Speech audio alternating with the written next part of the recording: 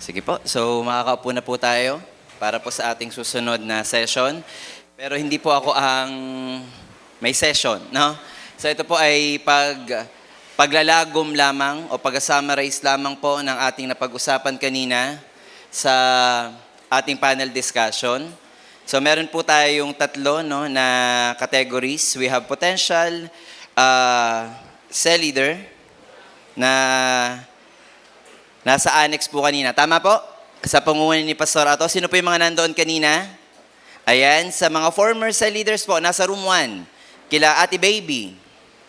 Alright? At yung pangatlo po, we have regular cell leaders yung nasa main hall. No? Halos parang 70% or 60% po ng ating cell leaders ngayon ay mga regular cell leaders. Ngayon po, after ng panel discussion, kung tama po ako no, sa ating ginawa kanina, meron tayong mga facilitator kung saan sinagot nila yung iilang mga katanungan. Tama po?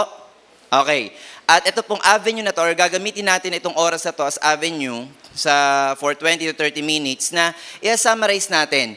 Ano ba talaga yung pressing need or issue ng isang cell leader as regular, yung mga nawala ng tinuturuan, at ito po ngayon na nag-uumpisa magturo. So magbabanggit po ako ng iilan sa mga insights po nila or mga questions po na nangibabaw, at maganda po na mai-take down notes din natin ito dahil maaari na yung mga potential cell leaders, ang magiging problema or magiging struggle natin, no, ay yung mga pinagdadaanan ngayon ng mga regular cell leaders. At yung mga dinaanan naman ng mga former cell leaders, baka mamaya madaanan din ng mga potential cell leader. Sabi nga sa medicine, prevention is better than cure. Tama po? Hindi mo gusto yung magkasakit, tapos papagalingin mo, kundi iiwasan mong magkasakit. Kasi mas mahirap pagalingin yung may sakit kaysa maiwasan mo na magkaroon ka ng sakit. Tama? Okay. So maganda manote po natin to. Ito po ay applicable sa lahat dahil nangyayari po ito.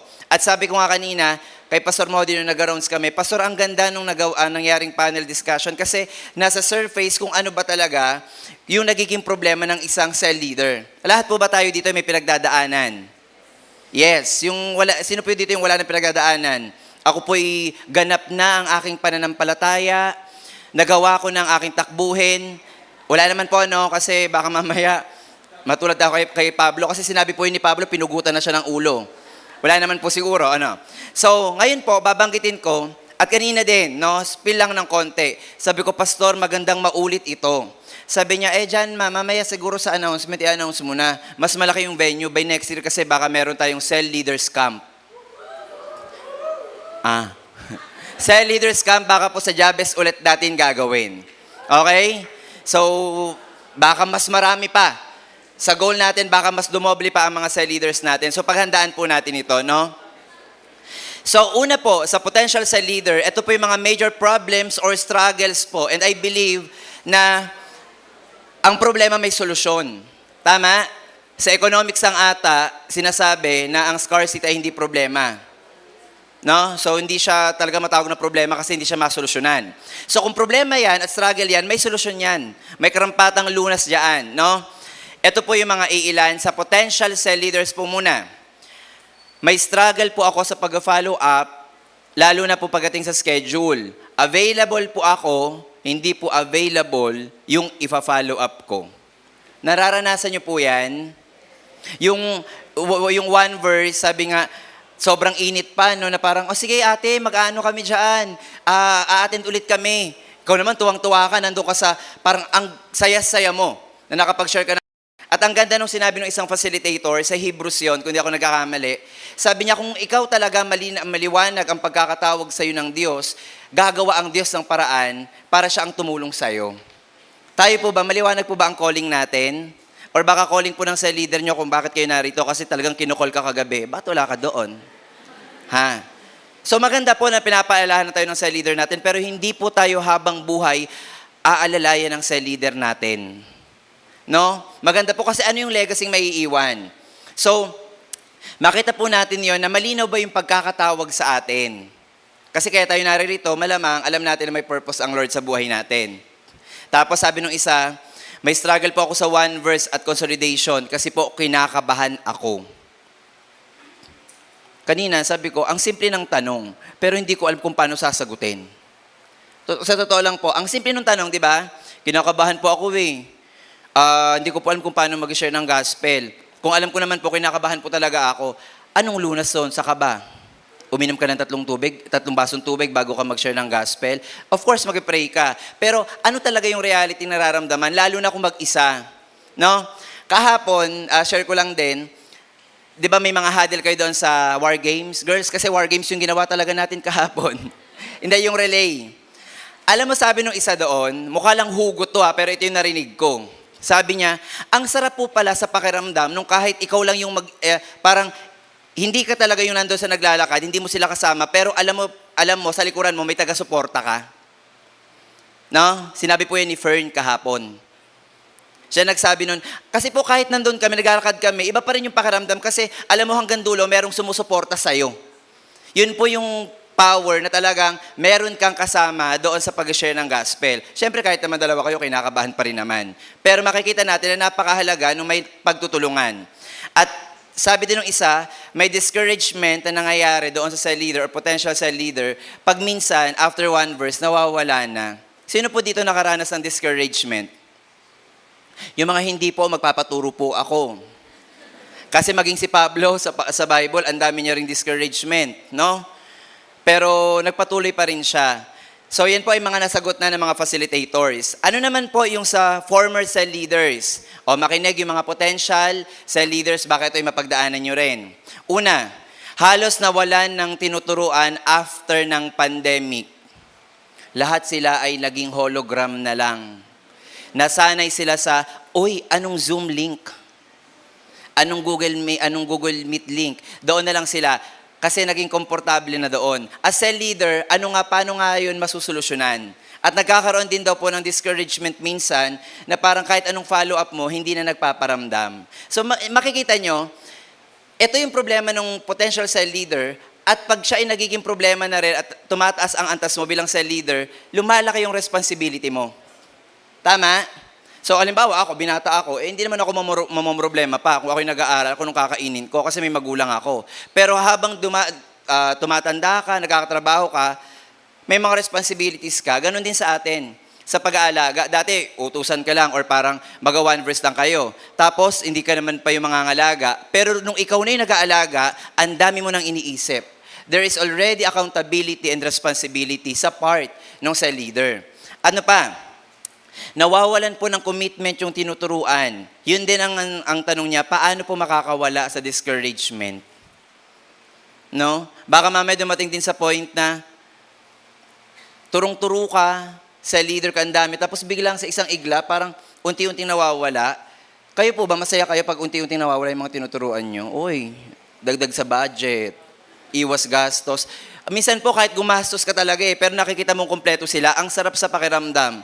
Totoo po yung sinabi ni Jojo paano lalagyan ni Lord yung wallet mo kung punong-puno yan? Kasi hindi po ako magpupuno ng drum kung alam kong puno. Tama? So kasama po yun sa struggle ng isang cell leader. Pero pag commitment na ang naisacrifice, paano nga? No? So kinakailangan talaga yung matindi or masidhi na talagang advice, lalo na doon sa mga tribe leaders, paano natin ulit maibabalik sa pagtuturo yung mga na-discourage.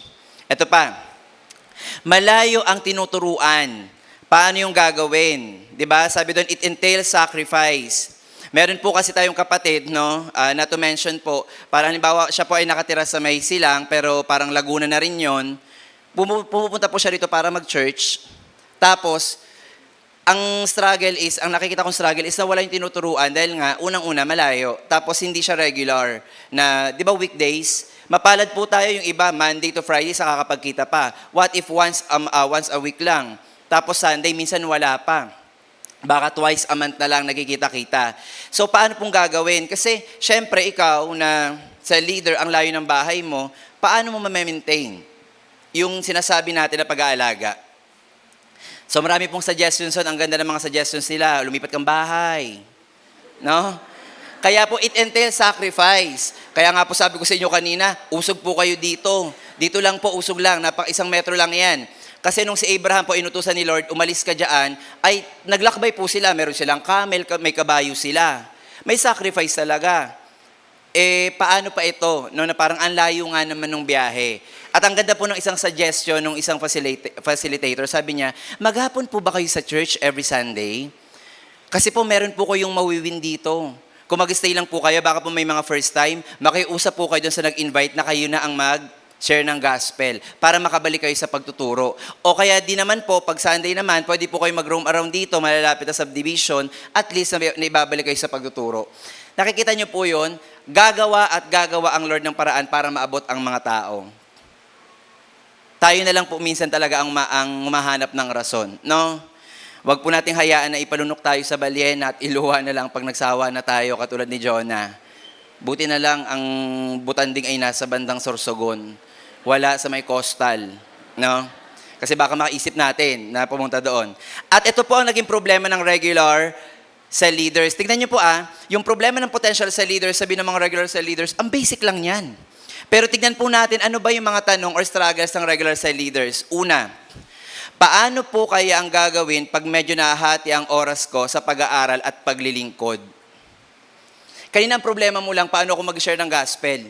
Ngayon, naglilingkod ka na, nag-aaral ka pa, paano ko po hahatiin ang oras ko na hindi ko na-sacrifice yung pag-aaral ko at yung paglilingkod? Hindi po pwedeng sabi nga ni Jojo kanina, na si Glenn ata pala, sabi niya, uy, 100 ako sa Conquest, 0 ako sa school. Asan ang buhay na patotoo? Tapos sabihin pa natin, James 1:5, if any of you lacks wisdom, the Lord gives generously without finding fault. Hindi ka nga nag-aaral, anong wisdom ang ibibigay sa'yo? Pero 100 ka sa Conquest. Kanina may tanong po kasi gano'n, parang gusto ko sumagot, siguro bigay ko na lang din yung insight ko, if I may. 2007 ata kami nag-start dito sa church, hanggang ngayon nagpapatuloy naman. So nag-aaral din, katulad ni Kuya Glenn nyo. Siguro po ang pinaka sa mga estudyante, kasi hanggang ngayon nag-aaral pa rin ako, no? After po nito, hindi na talaga. Ayoko na. Pagod na. So, ano pong ginagawa ko? Kumuha po kayo lagi sa mga nag-aaral. Makinig kayo, mga estudyante. Nagalit. Alam nyo, schedule nyo. Walang eskwela, may night, alam ko meron yung iba pang gabi hanggang alas 7. Kung ang umpisa ng klase mo alauna, so meron ka pang oras dito. So hindi mo itutulog yon. Maximize your time. Partida sa Maynila pa ako nagtatrabaho noon. Alas 4 pa lang gising. Uwi ka alas 10. Pasok ko ulit alas 4. Sabi ko, buti kinaya ko, no? Pero salamat sa Lord. Ang ginagawa ko po, dapat ngayong araw alam ko na yung mangyayari. What I mean, alam ko na dapat kung ano yung schedule ko. Kaya medyo particular ako sa oras. Pag sinabi ko na ganito ang schedule ko, biglang may magsasabi, oy JM, alis tayo. Hindi, kasi naka-ready yan. Hala, ang dami mong alibay. Oo, isingit kita dito kung meron pa. Kasi kahit Sabado may seminar ako. Pero scheduling lang po talaga eh. Kasi nakakatakot sabihin ko, Lord, busy ako. Pag sinabi, Lord, busy ka ba? Pag si Lord na po ang humingi ng oras mo, ay good luck. Welcome to eternity. No? Diyan sa Angelus sa highway po, meron dyan sa Angelus Eternal Garden. Gusto mo ba na, sabi ni Lord, come to me, all your work. Pagod ka ba? Pasok! Pero wala pa po tayo sa ganung sitwasyon. Lahat naman tayo doon, di ba? Gugustuhin natin yon. Pero baka kakarason natin, Lord, pagod ako. Matthew 28:11. Are you tired? Or are you weary? Come to me, enter my rest. Baka pag nagpakita sa'yo ang Lord, kahit madaling araw, asa ng tao magko-conquest ako. Okay? So, pangalawa, napipigilan ng magulang sa pagdalo ang mga kabataan. Sino po dito yung bunga ng pinipigilan kayo ng parents nyo dati, pero ngayon malaya kayo nakakapag-worship? Naging buhay na patotoo kasi yung buhay nyo sa pamilya nyo. At magpasalamat kayo sa mga cell leader nyo sinasabi, after cell group, umuwi ka na. Hindi yung nagpaalam ka, mag-church lang ako, pero umuwi ka alas 12. Ano, kulto ba kayo? Inaabot kayo ng alas 12 sa church? Kaya dati, sinusugan ko yung sinabi ni Pastor Mode, mga tribe leaders. After ng cell group, siguro alas 8, curfew na natin, pauwi na natin sila. Bakit? Kasi, saan ka nga naman makikita tapos pagod ka pa? Saan ka galing? Sumamba ako. Alas 12. Diba? Yung buhay na patotoo. So, paano daw po yun ang mga napipigilan, paano daw po sila makakadalo? Ang ganda po nung sagot, sabi po ni Sister Lisa, maging buhay kayo na patotoo doon sa mga magulang. Paano? Turuan nyo yung mga tinuturuan nyo. Na ito yung dapat mong ikilos, ito yung dapat ganyan. Pero mahaba pong proseso yun. No? Yung mga nanay po, siguro maiintindihan ako. Kasi talaga naiintindihan ko din sila, mahirap magpalaki ng bata biological. Ito pang spiritual, di ba? So, it entails sacrifice at talaga yung pag-a-advise. At kung ikaw ay nagpapasa ng pagiging buhay na patotoo, ikaw din dapat bilang cell leader, ganun din dapat ang pamumuhay mo. So, ano pa po? Paano ko po masasabi or may iwasan na nagiging dragging or, mamaya na to, last na to. Paano po ako makakapagturo ng hindi ko na-offend ang mga tinuturuan ko? May specific kanina po na sitwasyon na sabihin na lang natin na sila ay nag-church pero hindi pa sila ganun kaalam sa scripture at mahirap talaga. Kung ako yung sasagot ng tanong, Ate Lisa, pakisagot po. Ganon, parang pass the mic. Kasi paano nga? Pero ang ganda po nung sagot. Ang sabi po ni Ate Lisa, always speak the truth in love. Nagtuturo ka hindi dahil sa sarili mo, ipahayag mo ano yung katotohanan na binabanggit doon. Pero wag mong kakalimutan na banggitin nyo ng may pag-ibig. Wag po tayong maging self-righteous. Pwede po tayong mag-rebuke ng tao or mag-correct ng tao na may pag-ibig pa rin sa kapwa at hindi tayo babansagan na parang napaka-self-righteous naman pala ng mga Christian. Limbawa po mali yung ginagawa. Pwede mo bang sabihin, sa susunod na pagkikita natin, ayokong ginagawa mo yan. May impyerno ka. Di ba? Baka mamaya mangyaring sinabi ni Doc David na, ano ba naman to, pupunta na ng impyerno, naghanap pa ng kadamay. So, tignan po natin, paano natin yon. At ang lagi lang pong iniikutan ng struggle kanina is ipag-pray nyo yung tao. What if nga, bulag sila doon sa katotohanan pero nasa scripture, ituro nyo lang ng ituro ng may pag-ibig. Hayaan nyo ang Holy Spirit ang mag-manifest. No? So makikita po natin, no, sabi ko, ang simple nung tanong nga, pero paano nga yun? Pag dumating sa point na ganun. Minsan nga nahihiya tayo, di ba? Pero pwede mo bang kontrolin yung sabihin sa tao na bawal yan, bawal yan? What if yun yung environment? At first time mo lang siya, nakausap kahapon, gusto mo kinabukasan, bagong-bago siya. Sorry po, pero pasintabi lang, dumating sa point na naging ideal tayo. But yung diniscuss ni Jojo, legacy to reality, ano yung nangyayari? No? At yung last po na tanong, paano po ako makakapagturo ng hindi ko paano ko po masasabi or may iwasan na nagiging dragging or controlling ako as a leader? So bilang cell leader, na-assess mo ba ang sarili mo? Baka naman mamaya, cell member ko, ang dami-daming reason, ganyan-ganyan. Minsan ba nag-reflect kayo? As a leader ba, nagiging responsible enough ba ako? Accountable ako sa kanila, pero sapat ba yung oras na naibibigay ko? Kasi dumating sa point ako nagigilty din. Kasi sabi ng mga kuya, okay, kuya, pwede ka po ba ngayon? Brad, kasi nakaschedule to eh. Bakit yan? Pwedeng tawag na lang. Kuya, need po personal. Tapos gabi. So, ang hirap hatiin ang katawan. Pero, ikaw bilang cell leader, minsan ba nagkakaroon ka ng assessment? Natatanong ko pa ba ang kalusugan ng tinuturuan ko? O ba, humayo ko na mayo? Hayo. Ikaw? Nakahayo ka na? Anong report? Baka mamaya lupasay na yan. No? Baka mamaya magkaroon ng depression yan, gaya po ni Elijah, na wala na akong kasama, ako na lang mag-isa, knowing na meron pa pala. So, paano po natin siya makikita? So, tingnan natin, magkaroon tayo ng self-reflection na, Lord, as a leader ba, nagagawa ko ba yung pinapagawa mo na may pag-ibig? Yun yung laging sinasabi ni Pastor Modi eh. Tuwing mag-uusap kami, makikita niya ako dyan. Sabi ko, bakit lagi kaya itong sinasabi ni Pastor Modi sa akin? Alam mo dyan, lahat ng ginagawa natin dapat laging may habag. Iniisip ko tuloy, napakalupit ko ba? Minsan, sabi ko, Pastor, may utos po kay Kuya Nick. Sige, dyan talagang ministry yan sa Lord. Alam mo, tayo nabubuhay lang sa grace. Pero na-realize ko, oo nga no, ginagawa natin to hindi naman for the sake lang na magmando ka dyan ng magbando eh. No? Ginagawa natin to ng may pag-ibig at para din sa kalwalhatian ng Lord. And sabi po dito, sabi ni Glenn kanina, know your time and motion. Know your time and motion. Alamin po natin, scheduling mo, saang lugar ka naroon. Kasi sabi ng bata, paano po ako makakapag-conquest? Nag-aaral po ako. Ano pong sagot doon na direkta? Kung nasan ka, hindi doon ka mag-conquest. Huwag ka na humanap, doon ka na sa school, hindi doon ka mag-conquest. Magagawa mo yung pag-aaral mo, pati yung Great Commission. No, wala na tayong alibay pa. At paano po sinagot ni Pastor Modi? Sa likuran kanina, kasi doon pala sinagot ni Pastor yung tanong na, paano masasabi kung dragging ka na or controlling ka as a leader? Sabi po ni Pastor Modi, based po doon sa narinig kong sagot, mag-usap kayo ng cell member mo. Magkaroon kayo ng pag-uusap. Mag-meet halfway kayo. Ano ba yung kaya mo? nasaan ka. As primary 12 po ni Pastor na naiangat lang din last mid-year, no? Hindi kami sinasabihan ni Pastor na, o Janma, dapat 12 ka na ha. Never ko po siyang narinig ng gano'n, o Janma, dapat 144 ka na next year. Tagal-tagal mo na dito. Katawan mo lang lumalaki, pero yung cell group mo hindi. Wala po siyang sinasabing gano'n. Inuulit ko po, wala po siyang sinasabing gano'n. Alam niyo po, sinasabi lagi ni Pastor Modi, alam niyo yung time and motion mo. Encourage yung iba. Ano lang ba talaga yung kaya nilang gawin? Doon lang kayo mag-focus. Huwag kayo maglagay ng maraming bilang kung hindi naman kayang gawin.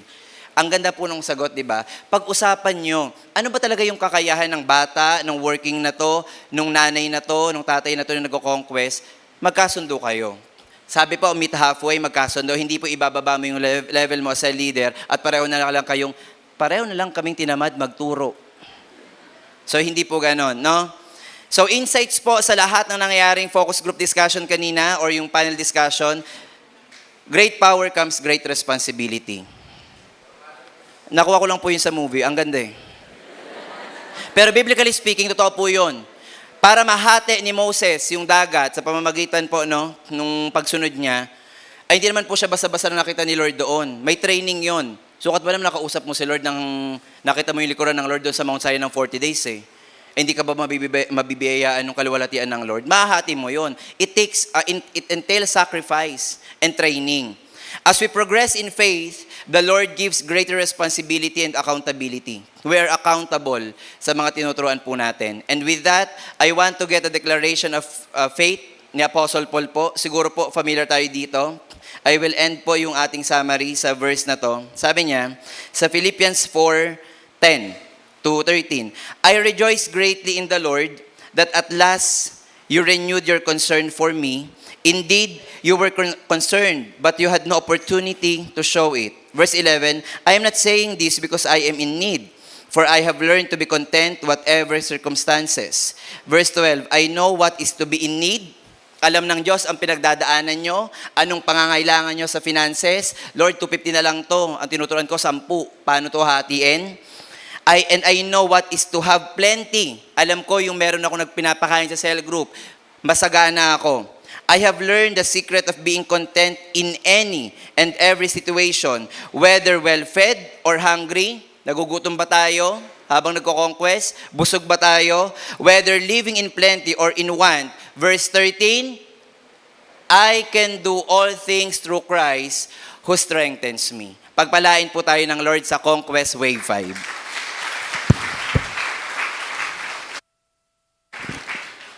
At papunta na po tayo sa totoong session. Tinatawagan po si Kuya Glenn para po sa ating 6th session. Okay, thank you Janma sa pagbuhay ng espiritu at kaluluwa namin. No, so medyo nakakaantok po itong still yung kung paano po yung energy natin ngayon no at this moment. No, so all throughout, I hope na ganun pa rin po yung diwa po natin as we continue dito po sa atin pong Cell Leaders Retreat. So still yung kung paano po yung energy natin ngayon no at this moment. No, so all throughout, I hope na ganun pa rin po yung diwa po natin as we continue dito po sa atin pong Cell Leaders Retreat. So we are down to our last 2 sessions ngayon pong araw po na ito. So nakakatuwa po na today mas dumami po yung mga kasama po nating dumalo and also dun from other church po na kasama po natin this afternoon. Mag-pray po tayo saglit before we start sa atin pong message natin pong pag-uusapan. Let's pray. Father, we thank you sa araw po na ito, Panginoong Diyos. Patuloy po kami na nagpapakumbaba sa inyo pong harapan. Kinikilala po namin, Panginoong Diyos, yung inyo pong authority sa amin pong buhay. The authority of your word, your command, Panginoong Diyos. And this afternoon, bigyan niyo po kami, Panginoong Diyos, ng willing spirit and willing heart, Panginoong Diyos, to obey the truth, Lord God. Mag-speak po kayo sa bawat isa po sa amin, Panginoon. And mag-move kayo, Lord God, with the work of the Holy Spirit, Panginoong Diyos, sa buhay ng bawat isa po sa amin, Panginoon.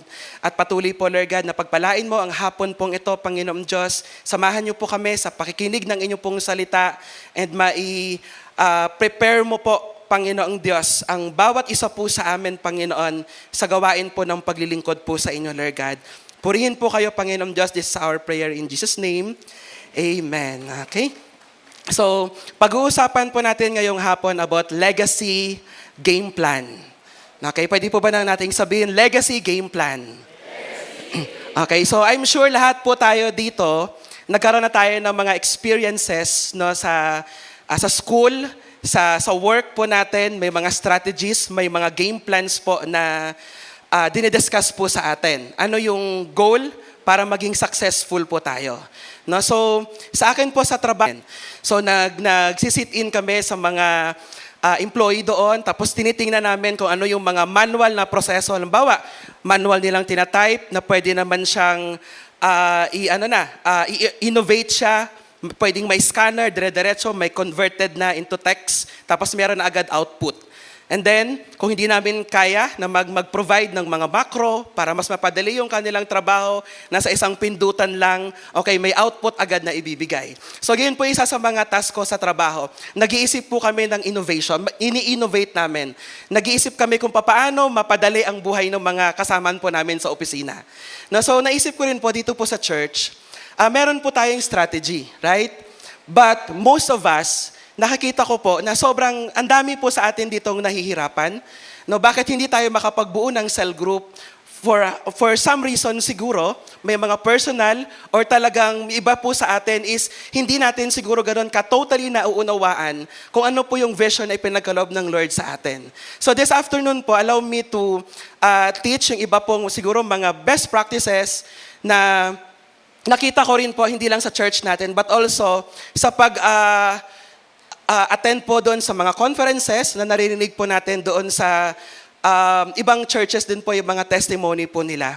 So simula po kahapon, pinag-uusapan na po natin itong legacy. No, so kanina, na-discuss po ni Jojo po sa atin, legacy to reality. Ang pinaka-pinpoint po doon, yung culture. No, so kailangan, kahit na dumadami tayo sa church, no, kung halos tina natin ngayon, di ba, parang hindi na natin halos kilala yung mga nandito, but we have to maintain and keep yung culture na sinimulan nila pastor. Na kasi hindi po pwedeng pagdating sa next generation, bumababa na yung standard natin. No, ganun din pagdating sa strategy. Kaya maiisip natin, bakit yung mga nauna sa atin, sobrang fruitful sila, pero bakit itong generation natin, paunti ng paunti yung nagiging bunga natin. So meron pong problema doon sa legacy, pagdating doon sa pagtatransmit, kung papaano po natin itinuturo sa next generation o sa mga cell member po natin, yung vision na pinagkatiwala po ng Panginoon sa atin. So yes po, yung faith, yung pagmamahal natin sa Lord, yung katapatan natin sa Panginoon, even yung fire po natin is part of our legacy.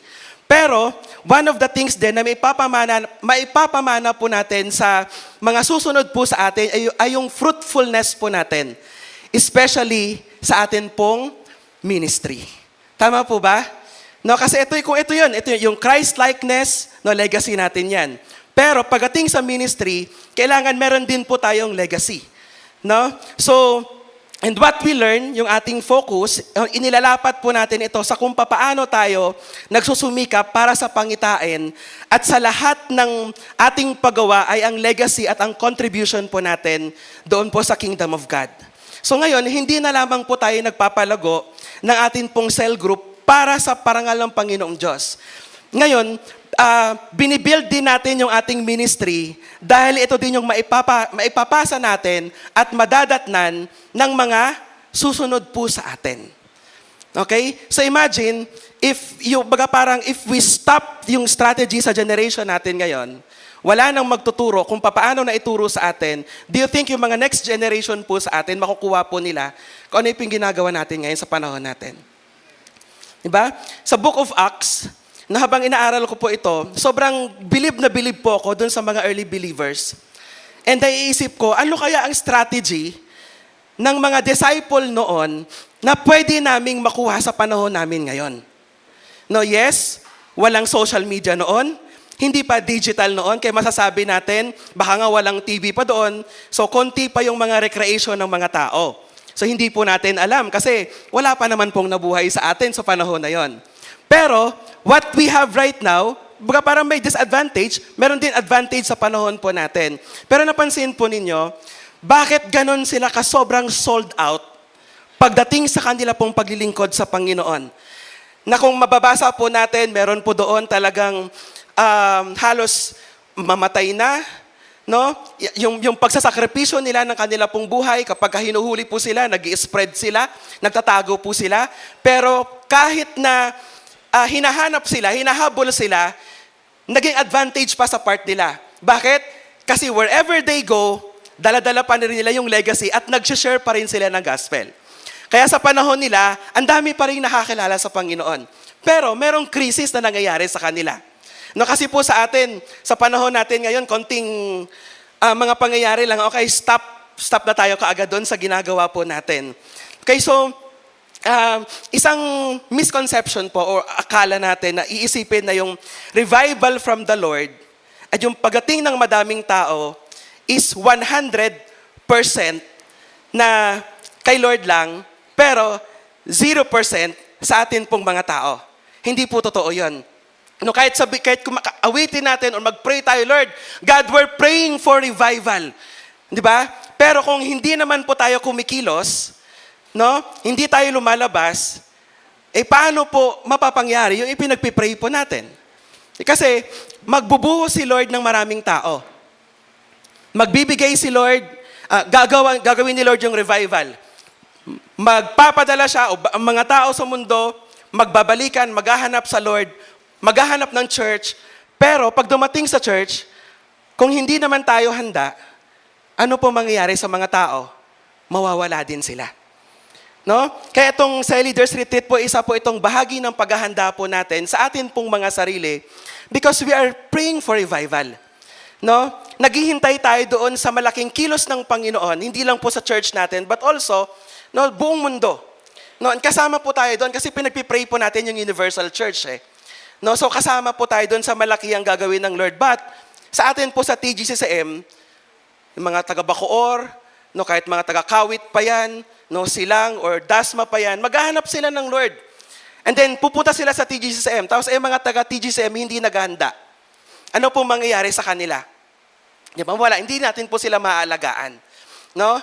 Kasi hindi po tayo naghanda ng atin pong sarili. So the revival and the fruit of the revival, no, 100% God and 100% din sa part po nating mga tao. No? Gagawin po natin yung bahagi natin, then gagawin din ng Lord yung bahagi niya. No? So, kasi sabi po ng 1 Corinthians 3 verse 9, no, for we are co-workers in God's service. So, katuwang po tayo ng Lord. No, kasi before si Jesus Christ namatay, napako sa krus, sobrang pinaghandaan niya yung legacy niya doon sa mga disciple niya. Sobrang nag-spend siya ng time for 3.5 years. No? Na pagde-disciple, pagte-train, no, paghahanda po sa kanila. Kasi sila yung gaganap na nung part na ginagawa ni Jesus Christ. So imagine kung hindi sila na-prepare ni Jesus Christ, do you think sa panahon po natin ngayon makakarating po ang vision? No, mukhang hindi po. No? So dahil sa sobrang ginalingan ng Panginoong Yesus talaga. And ganoon din yung kanyang mga disciple. No? Ginawa nila yung pinakamabuti, yung pinaka-the best nilang paglilingkod talaga sa Panginoon. Now, to build Jesus' legacy, kailangan po natin ng game plan. No? So, kung mapapansin po natin, sa iba-ibang church, magkakaiba yung strategy. Minsan.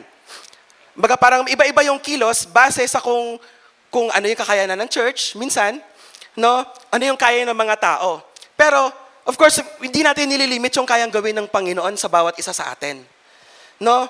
Kaya kaya papansin po ninyo, from year after year, yung mga goals na sineset po natin, nagle-level up din tayo.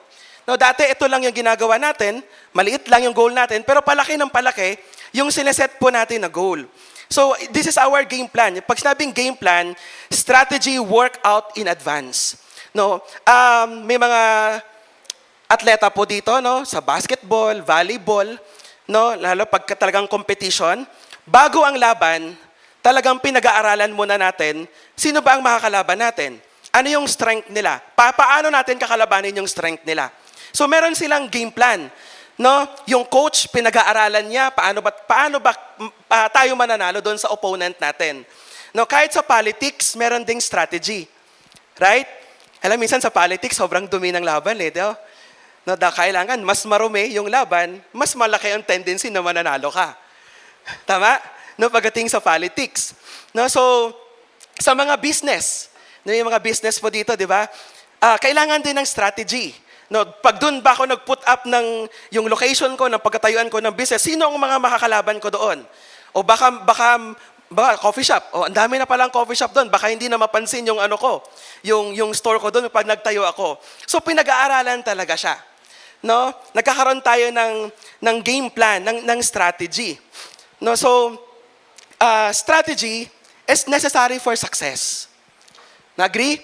No, napaka-importante po na nag-strategize tayo para ma-achieve natin yung success na gusto po nating matanggap. No, halimbawa sa mga atleta, in 1 Corinthians chapter 9 verse 25 to 27, in verse 25, paano na lang dun sa ano? Everyone who competes in the game goes into strict training. They do it to get a crown that will not last, but we do it to get a crown that will last forever. 26, therefore, I do not run like someone running aimlessly. I do not fight like a boxer beating the air. 27, no, I strike a blow to my body and make it my slave so that after I have preached to others, I myself will not be disqualified for the prize. No, so, sa mga atleta, actually, pag nagko-compete, mas mahaba yung training kaysa doon sa araw talaga ng competition. Tama? No, kaya lang, nagdedetermine yung success doon sa kung gaano kahaba at yung gaano ka-strict yung training niya doon sa kanyang pagkapanalo. Tama po? No, so, dumadaan siya doon sa strict training. May isa ko po point po dyan. Sa atin naman sa vision, we do not run like someone running aimlessly. No, may ini-aim ka. No? May gusto kang ma-achieve. No, may gusto kang maabot. No? Kaya tayo dumadaan sa strict training. Diba sa atin, di ba, bago tayo nag-conquest, February 10, magsimula tayo ng conquest po natin, dumaan na tayo sa 21 days na prayer and fasting, tapos dumaan pa tayo ngayon dito sa Sai Leaders Retreat. No? So, hindi naman tayo nag-prayer and fasting, and dumating ng Sai Leaders Retreat para hanggang dun lang. But of course, no, meron tayong gustong maabot na para pag nag-start na tayo ng conquest po natin, malinaw na malinaw po sa atin ilan yung number na gusto po nating ma-achieve no, sa panahon po ng duration ng atin pong conquest. So, the vision must have a strategy that is very clear to us so that as we do it, may inaabot kasi tayong malaking gawain. No, so mga kapatid, sobrang kailangan po malinaw na malinaw po sa atin yung vision. No, pwede po bang pakatanong sa inyo pong katabi, ano ba ang vision? O, sige, sagutin niyo na rin po, ano po ba ang vision? Mukhang na mental block, no? Ano ba ang vision? Pangitain. Tinagalog mo lang, kuya. Ano ba ang vision? Di ba dati may nakapaskil tayo dito? Vision, goal, and purpose natin. So ano yung vision? Win souls and make disciples. So, paki-note po ulit, baka makakalimutan natin ulit. So yun po yung vision po natin. Win souls and make disciples. No? So, kailangan maging malinaw po sa atin. No, ngayon pa nga lang, nakalimutan na natin eh. No, ano yung vision po natin? Nagwi-win tayo ng soul, at yung mga soul na na-win natin, gagawin natin silang alagad. No, so kailangan, bilang tayo carrier ng vision, malinaw po sa atin kung ano yung tinatakbo natin. Tama? So hindi tayo katulad ng atleta na tumatakbo lang siya, na manalo o matalo, bahala na, basta atleta ako, tatakbo lang ako. No, so walang ganon. So ganon din po dito sa atin. No, we involved sa mga conquest, no, kasi meron tayong ini-aim, may goal tayo. No, especially dun sa mga nagbubuo ng cell group. May gusto tayong mabuong cell. No, kaya tayo nag-join sa Conquest. Doon po sa Habakkuk chapter 2 verse 2, kuhain ko po yung dalawang version sa ESV at sa EC. So, and the Lord answered me, write the vision, make it plain on tablets, so he may run with who read it. Doon sa EC naman, the Lord answered me, he said, write down what I will show to you. Make it very clear, no? On the page where you write it, then someone can easily read it. No, so, and he can tell message to other people. No, kaya ito yung sabi ko, napaka-importante na when we plan, we have to make sure workable, we have to make sure easy, naiintindihan ng lahat. No, kasi mahirap magplano, di ba minsan kasi ang ganda ng plano natin, pero kapag diniscuss mo sa team, nagkakatinginan lahat, ano daw? No, kasi minsan, ang dami natin kasing mga pabulaklak na kung ano pang ginagawa natin pagdating sa vision. No, ang vision sobrang simple lang. Win souls, make disciples. No, so yun po yung vision ng atin pong Panginoon. So kailangan magsimula po sa atin, mga naka-yellow na ID, maging clear po sa atin.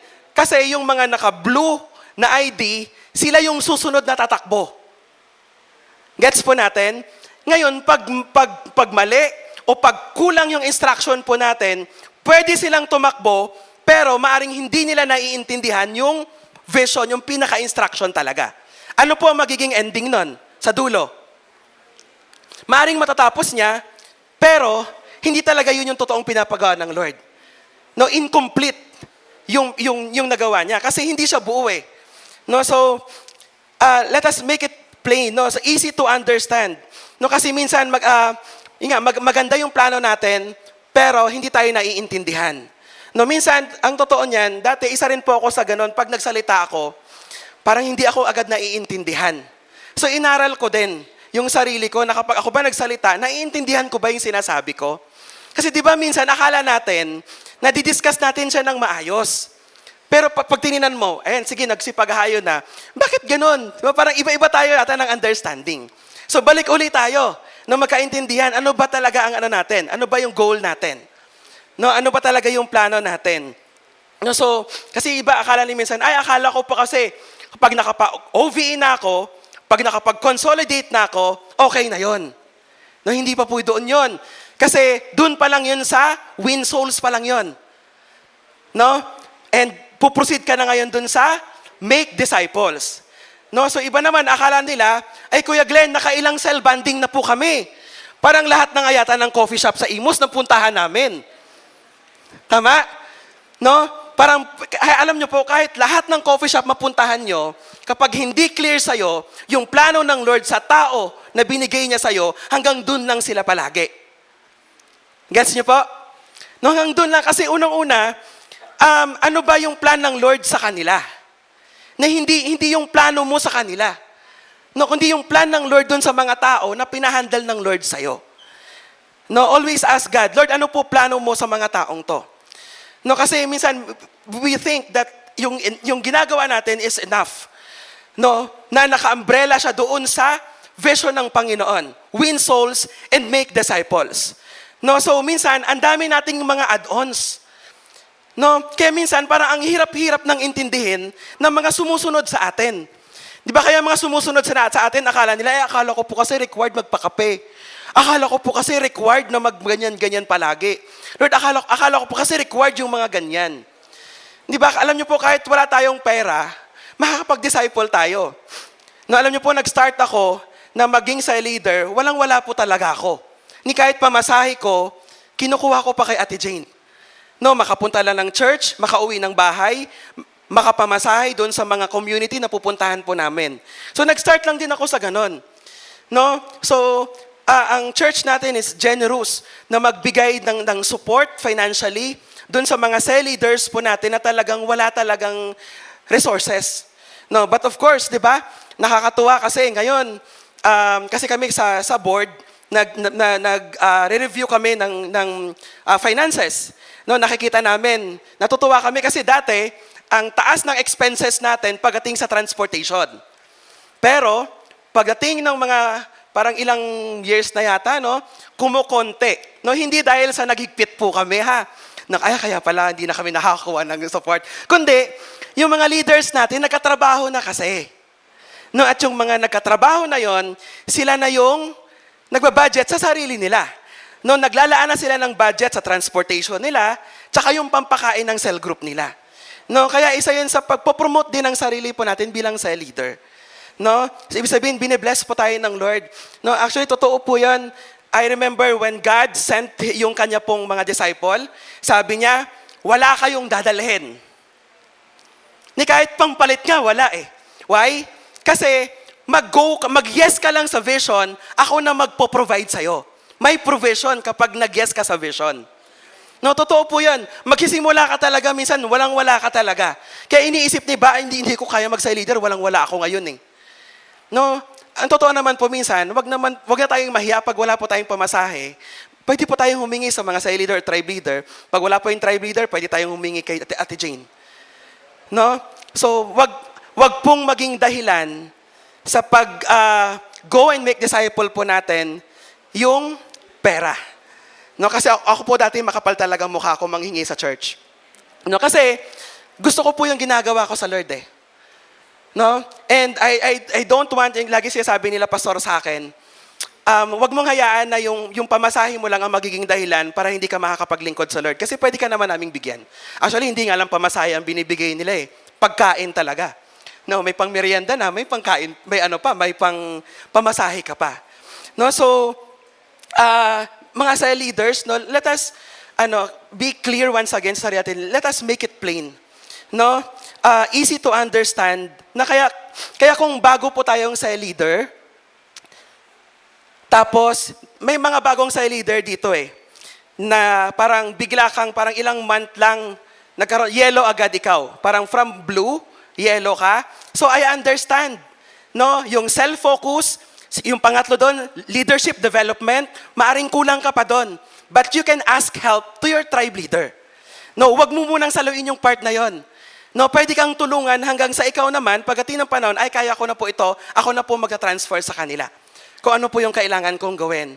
No, mga kapatid, wag po natin hayaan na tutuloy-tuloy po tayo sa vision na hindi po natin buo na nauunawaan yung ginagawa po natin. No, kung hindi po natin talaga sobrang naiintindihan pa o kulang pa yung understanding natin, mag-ask po tayo ng help. No, alam niyo po, sa sobrang gusto ng Lord, ng pastor, na masituit na tayo po lahat ng mga leaders ay makakausap niya, di ba? Monthly, may regular touch point na tayo kay pastor. Di ba? Napansin niyo po? Kasi gusto ni pastor na magkaroon tayo lagi ng meeting. At doon po madidiscuss po natin kung ano yung mga kailangan po nating maiintindihan pa. O hindi pa natin naintindihan at madiscuss po sa bawat isa po sa atin. No, so, now, if we are only agreeing that vision of multitudes is for all of us, but we don't have a strategy, mapapagod lang po tayo. No? Maaring marami po sa atin dito, parang mastery mo na yung OVE. Kahit nakapikit ka, kahit wala kang sinasiran, kaya mo mag-share. No? Yung tracks natin from C1 to C5, kaya mo nang ituro yon. Namamaster mo na siya. No? Pero kung wala kang strategy, mapapagod ka lang. Tama? No? So, hanggang ang vision po natin, magiging fantasy na lang siya. No? Ano niyo po sabi ng Proverbs 12 verse 11, those who work their land will have abundant food. But those who chase fantasies have no sense. No? So, ang goal po natin ay hindi lang po yun parang pinafantasize lang natin. Na parang, ay, pangarap ko yan. No, totoo naman, pag nangarap tayo, wala tayong sineset na limit, pero kailangan mag-strategize, no, mag-set ng goal. No, so malaki po yung chance na hindi natin maaabot. No, kaya mayroong goal na pinapagawa po sa atin. No, so leaders, no, we need a game plan. No, alam niyo po, sa isang laro, sa basketball, lalo na pag medyo crucial na yung laro, ano yan magpapa-time out agad yung coach. Tapos, huddle agad yan. At yung mga team player talagang tutok na tutok doon sa whiteboard. No, dapat alam na alam nila yung pwesto, yung pasa, ilang segundo, lalo na kapag sobrang crucial talaga. No, kaya lang sa atin, minsan, pwede bang tayong mga sales leaders, kapag nag-set tayo ng strategy, ng game plan, no, maganda rin talagang tutok na tutok tayo, ano yung kailangan natin gawin? Ano po yung part ko dyan para manalo tayo? Kasi minsan, di ba, pag nag-game plan tayo, parang nag-strategize, parang, parang, ano na tayo, minsan dead man na tayo, no? No, kaya maganda pag nag-strategize tayo, tutok natin yung mata natin, yung ears natin, no? Para makuha natin, no? Kung ano po yung game plan po natin. No, so, we need yung clear multi-generational vision plus yung strategy plus yung mastery. No, dapat klaro po sa atin yun. Naalala niyo po yung multi-generational vision na na-discuss ko din at saka na-discuss ni Ana. No? And then, pagsamahin po natin, meron tayong strategy. No? Meron po tayong mastery. No, yung training po natin, tuloy-tuloy po tayo. No, kahit Soul 3 graduate po tayo, i-grab po natin yung mga opportunity, may mga conferences, no? Mag-join po tayo. No, alam niyo po, kami, siguro hindi naman dahil sa primary kami siguro, pastor, no, kaya kailangan kaming required na dumalo ng ng mga mentoring or conference. Pero kasi madami tayong makukuha doon na maaring hindi natin nakukuha dito. Yung nakukuha natin doon na magandang i-apply natin dito, di ba napansin natin, ay maganda rin palang i-apply natin dito. So i-add natin sa strategy natin. No, i-add natin sa game plan po natin. So what is our game plan? Napuntahan po natin yung game plan po natin. Our game plan is the G12 strategy. No, so a strategy for evangelism and discipleship. So ito po yung strategy that we have adopted, no, yung nasabi nga namin kanina doon sa panel, since 2008. No, up to now, no. This strategy has been adopted also by many churches around the world, including yung Philippines and including po yung church po natin. Na nagsimula po ito sa Bogota, Colombia. Doon po kina Pastor Cesar Castellanos, founder po siya ng Charismatic Mission Church. No, so what is our game plan? Balikan ko po ulit. Yung purpose, yung vision, tsaka yung goal po natin. Paki-flash nga yung next natin. So nasabi ko po kanina, win souls and make disciples is our vision. Love God and love people, ano po yan? Okay, that is our purpose. And then make every believer a leader of leaders, ano po siya? Okay, hindi, yan po yung goal natin. No? Yan po yung goal natin. Ako po, isa po sa nagustuhan ko po dito sa church, nag-uumpisa ako. Natutuwa ako kasi they don't see me na hanggang dun lang. No, kasi nung sa cell group pala ako dati nila Pastor Gino, parang 1 year pa lang, pinapa-attend na niya kami ng personal growth, pinapa-attend niya na kami ng prayer class, pina-attend niya na kami ng mga yung mga training po natin dito sa church. So napansin ko ay merong ladder of success ang church. May plano ang church sa akin. No? Kasi 'di ba merong ibang ang church na kasi nakapag-church na rin po ako sa iba na kung hanggang doon ka lang talaga. Kung sino yung mga leaders doon, sila lang talaga yung mga leaders. So parang ayaw nila mag-promote ng mga tao doon sa loob ng kanilang simbahan. So sabi ko, ay gusto ko to. No, pero dahil yung gusto ko, kailangan kong magpa-train. No, kailangan kong i-undergo yung sarili ko sa training. No, so sa atin pong registration, no, so we have siguro 100 plus na potential cell leaders na nandito. No, so gusto kong sabihin sa mga cell leaders ninyo na very good po sila kasi dito sila, inaabot nila yung goal nila to make every believer a leader of leaders. No, pwede bang palakpakan yung mga cell leaders po natin that you are doing your job well. No, inaabot mo yung goal mo. Kasi yung mga blue na katabi mo, potential cell leaders, no, sila yung katugunan dun sa goal natin. No, sa ipinagpipray po natin. Okay? Pero yung mga naka-blue, wag niyo pong patagalin yung pagiging blue niyo po, ha? No, so lagyan po natin ng deadline ng mga cell leaders. Kung kailan po ilipat yung yellow na sa kanila, na ID. No? Para maging regular cell leaders po sila. No? Naisip ko, Pastor, Di ba, 300 yung ano natin? So actually, 300 tayo dito eh. Kung yung 100 na potential cell leaders, no, mag-strategize lang tayo. Mag-usap tayo sa church. No? Na yung mga naka-blue, no, i-target natin na maging cell leader sila. No, baka nga wala pang isang taon, achieve na natin, Pastor, yung goal natin. No? Magtulungan lang tayo. No? Para maabot po natin yung goal po natin na sinet dito po sa church. No? So, ang bawat isa po sa atin is building a multi-generational ministry. No? So, the vision of the Great Commission is all about yung passing the torch, whether it is in the form of building cells and raising them as a leader of leaders. So pagpapasa po siya. No, importante po na tama yung pinapasa po natin. Yung DNA po na pinapasa po natin dun sa next na tinuturuan po natin. No, so we are passing the torch. Now, although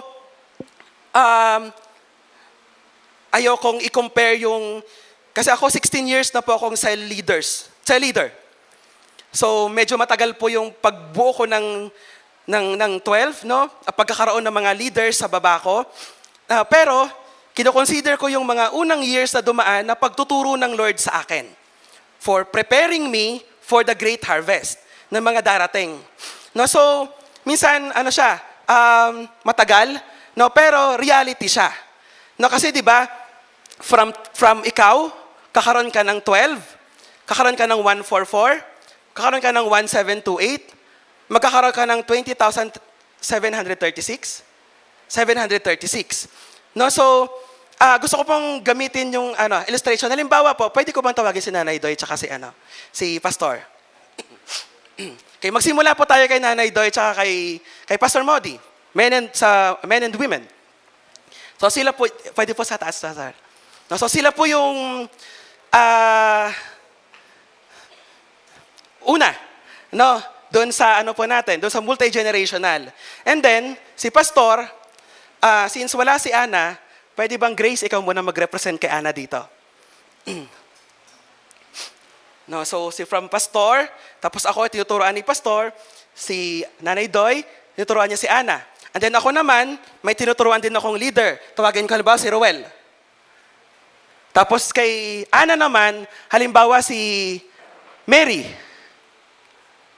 Andyan ba si Mary? Ayan. So, ako yung 12 ni Pastor, 1728 ni Pastor si Roel, 1728 ni Nanay Doy si Mary. Next naman. Next is, si Roel naman may sa leader, si Adrian, halimbawa. Sa Adrian. Tapos si Mary naman, meron naman siyang sa leader na hawak na si Nicole Tiotico. So ano na to? 12, 144, 1728. Ano next sa 1728? 20,736. So sa Adrian, meron din siyang potential sa leader, si Romy. So nakarating na sa kanya. And then si Nicole naman, meron din siyang Nicole na tinuturuan na 20,736 ni Nanay Doy. Nandyan ba si Nicole? Yan, sa Jante ko kasi sa Solto si Nicole. So nakita niyo po, and so on. Di ba, maaring pag tinignan po natin, Pastor, parang may 20,000 ka na pala, Pastor. Di ba? Kung titignan po natin, and maybe sa ibang tribe, nangyayari na rin po itong ganito pong natin, level ng natin from kay Nanay Doy and Pastor Modi, and then ako, 12, 144, 1728, 20,736. No, Kuya Glenn, ilang years po yan na No, so sa akin po bilang side leader, 16 years po akong naging side leader. No, pero aiming na kasi sila Romy nagtuturo na rin to eh. Wala pa nga lang na nandito, maaring si Nicole ganun din. No, mga magla-life class pa lang. No? So kailangan po natin ng clear na goal, na strategy kung hanggang saan. Kaya di ba, yung 3 years na sinet po natin na goal, napaka-importante po 'yon. No, kailangan workable siya, easy to understand para hindi lang ikaw. Kasi kung pwede mo sa sarili mo, para ilang years na ba ako, parang nagstay lang sa akin. Ano yung kailangan kong gawin? No, so kung pwedeng nangyari sa grupo ni Ana, sa akin, pwede din po itong mangyari doon sa grupo ng bawat isa po, sa tribe po ng bawat isa po sa atin. No? So importante yung part namin ni Ana. No? Kapag hindi namin kuhang-kuha yung vision ni Pastor at saka ni Nanay Doy, magkakaproblema kami doon sa mga susunod. No, kaya kailangan po yung game plan, yung legacy, parehas yung strategy. No, hindi po nababago yung strategy natin na sinimulan po ni Pastor tsaka ni Nanay Doy. Kung silang mag-asawa, sobrang prayerful talaga, hindi po pwedeng yung mga nandoon ay tamad sa pagdating sa prayer. Tama po? And ganun din pagdating doon sa vision. No, kukuhain po natin lahat. Wag niyo pong hayaan na pagdating sa inyo, magsiset ka ng limit, ay ito lang muna yung i-share ko sa sa next na ko. Kasi hindi po kayo, hindi po magtutuloy-tuloy eh. Di ba nakita po natin mga kapatid?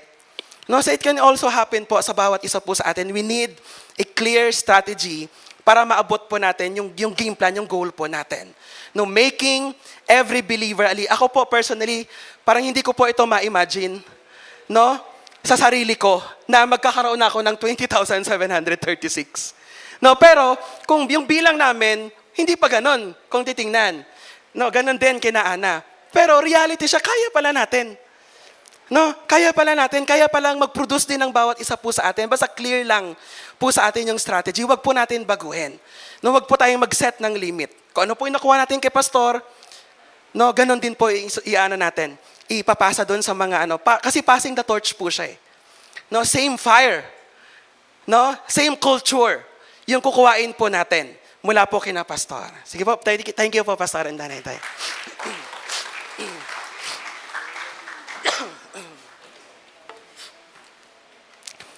Okay. Now, kailangan din po nating ma-face yung realities.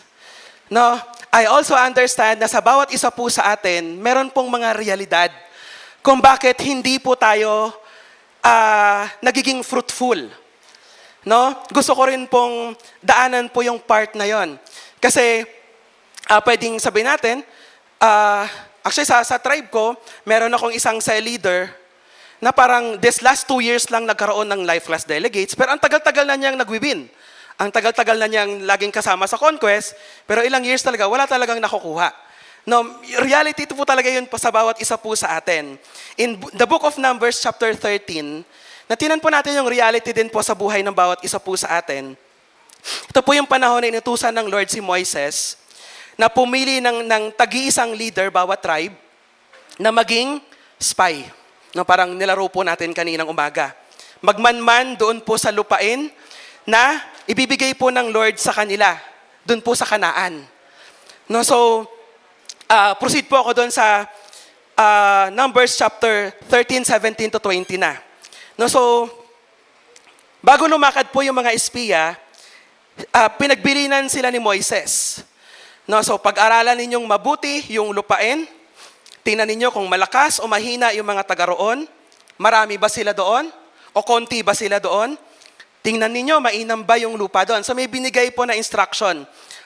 Si Moises doon po sa mga napili niya, tagi-isa doon sa 12 tribes, no? So, and then after 40 days, they returned. No, after exploring yung land. No, so bawat isa nag-report, no, humarap sila kay Moises, kina Aaron, at yung buong Israel. No, nag-report ng masagana po doon, mayaman po yung lupain. Iba nag-uwi pa nga ng souvenir eh. No, nagtapyas pa ng doon, 'di ba, ng tanim doon, ng souvenir, no, ng punong kahoy, no. Pero sabi nila, malalakas doon. No, may positive, merong negative report. No, ang lalaki ng lungsod, sabi ng iba, no, ang titibay ng pader, ang mga tao doon, mga higante. No, ang lalaki nila. No, iisip ko doon, baka talagang maliliit lang sila kaya partingin nila malalaki na yung No, pero talagang giants, no? Yung mga nakita nila doon. And sabi nila sa kanilang sarili, na ito maaring reality din nakikita natin sa ating sarili, para po kaming mga tipaklong lang. No, ang liit-liit lang po namin. Sino dito yung unang sabak mo sa conquest, nanliit ka talaga? Parang nangatal ka, parang ka ba, na-stuck ka ba, natulala ka ba, parang nalula ka, ang daming tao, ang dami pero wala kang nakuha. No, kasi bigla kang bigla kang kinabahan. No? So hindi ka na nakapagsalita, hindi ka na nakagalaw. no? May doubts, may fear. No, yun po yung reality sa bawat isa po sa atin. So, meron din po bang ganon sa bawat isa po sa atin? No, so as we do the vision, I understand na simula talagang madami po tayong hindi kayang gawin. Na nakakatakot, hindi natin, parang, kasi first time natin eh. But, I want you to see the other side. No, I want you to see at the back of the life of every people na mawiwin po natin. No, para ma-motivate po tayo. Yes, nakakatakot. Yes, minsan ang tatapang ng mukha. Di ba? Minsan, no, parang mag-a-approach ka pa lang, parang mga amba na kaagad eh. Ano yan? Di ba? Parang minsan, parang ano ka na kaagad eh. Hindi po. Meron pa nga sa amin, sa community, no, talagang kutsilyo kaagad yung kaharap eh. No, so kapag ganun, matatakot ka talaga. Di ba? May mga lasing. No, kami dati, no, mga bago-bago pa ako, inagaw yung Bible namin, tapos inano sa lupa. No, talagang inapak-apakan yung Bible na ano namin, na nahawak namin. So minsan nakaka-trauma talaga. No, so ganun po yung mga starts po natin. Pero tinan po natin yung other side na nakita po nila. No, yes, maybe we have limitations. No, sobrang iba sa atin dito, sobrang raw ng skills po natin. No, ang bata-bata pa natin bilang sa leader. Nung iba, although matanda na tayo, pero ang bata pa natin bilang sa leader. No, raw. Yung skills pa natin, sobrang raw po siya. But, let us see the result. No, look at the result of what we are doing. No, tingnan po natin how many lives na yung isang tao na yon from one person, and also you are also changing the life of his or her family. No, kasi nangyayari po yun eh. No, kung hindi natin lalabanan yung takot natin, hindi maliligtas yung maraming mga tao. No? So we have to face our realities and ma-overcome po natin siya. No, so sa atin, sa church, meron po tayong mga life class. Every year, meron po tayong 2 life classes and encounter God retreat po natin. And sa totoo lang, it takes at least 1 year, no, or more than 1 year to build yung raw skills to become a cell leader. No, pero meron talagang iba na mabilis yung kanilang yung kanilang takbo talaga, yung progress talaga nila bilang cell leaders. Pero hindi pa po pumapasok po yung mga personal complications po doon. So we have our own lives and battles and responsibilities as well. No, so ngayon, how do I make God's vision happen in my life with the existing realities? Andyan pa po kayo? Napasensya na po, medyo parang 30 pages po yata itong ano ko. Hindi, ano lang naman po. Medyo madami-dami po itong naka-assign po sa akin na. So, how do I make God's vision happen in my life with the existing realities? Now, number 1, we need to pray and set goals that have deadlines. Lagi po nating naririnig, huwag lang po tayong maging goal setter, kailangan maging goal getter din tayo. No? Set goals and have deadline. No? So kaya naglagay si Pastor, anong buwan tayo? Okay, babalik ulit, tingnan natin ulit, assess natin, this month, nasaan na tayo? No? So mag-set po tayo ng deadline. And mamaya po sa Tribe Huddle po natin, meron po tayong mga pag-uusapan. No? Idaanan ko lang po saglit para may idea po tayo na di-discuss. Number 1, when do I want to complete my 12? How long will it take for me to be able to win and consolidate, disciple and raise at least 12 leaders? How many leaders can I raise this year? What do I need to achieve this? What do I need to change so I can bring harvest to many souls and raise a team that does the same? And lastly, is there anything I am doing or putting my energy that I should take out so I can focus my energy and heart to build what God has called me to do? No, so mamaya po sa atin pong group huddle, then from group huddle, magi-split po yung so tribe leader na po yung bahala po doon mamaya. So number 2, we need faith as our focus. No, doon po sa numbers po kanina, no, maaring kasi iba yung nakikita ng merong pananampalataya. No? Iba yung nakikita ng merong pananampalataya eh. Pwede ba nating sabihin na ay yung ibang mga spy wala silang faith? Maaring maliit or anuman, o iba kasi yung nakita nila. No, so pag may eyes of faith tayo, hindi natin nakikita yung reality na nakakatakot, na mas na higante sila. No, pero yung eyes of faith natin, masasabi natin, ay kaya natin yon. No, kasi pag hindi natin kinaya, sayang yung lupain na yun na ibibigay ng Lord sa atin. No, kasi masagana doon, mayaman doon. No, so, evaluate natin yung atin pong reality. Ano po yung nagdidictate po sa atin? Fear ba? Limitations po natin? Or faith and yung atin pong Panginoong Diyos? No? Let us also evaluate yung atin pong mga excuses and limitations. No? So, does it hinder you or does it challenge you? No? Kasi may mga limitations tayo eh. May mga excuses tayo sometimes. No, naglilimit ba yan sa atin? No? Or nagka-challenge po yan sa bawat isa po sa atin. No, so you will not put the work if you are driven by fear and doubts. But if you are driven by legacy, you will face and overcome your limitations and excuses. No, so magkaroon po tayo, we need faith as our focus. No? And number 3, you need to always check that you have the right heart. No, kahapon po na na-discuss na ito nila Nanay Doy, nadaanan din nila Denise. No, so in order, no, ito yung mga na-discuss kahapon. So pwede kasing meron tayong right strategy, pero kung wala naman po yung puso natin sa ginagawa po natin, baliwala din po yan. No? Meron nga ako parang nagsabi na ang parang pinakapuhunan daw natin, puso talaga. No, pag may puso po tayo sa Panginoon at puso po tayo sa mga tao, no, may magagawa po si Lord sa bawat isa po sa atin. No, kasi alam niyo po, minsan kahit yung iba mahuhusay, strategically sobrang gagaling talaga, but if you don't have that heart for God and for people, baliwala po yan. So kailangan po talaga yung puso. Kasi, di ba, if our heart is genuine, we are genuine of what we are doing to people, no, mararamdaman nila yun eh. Driven ka ba ng goal lang? Inaabot mo lang ba sila dahil may goal ka?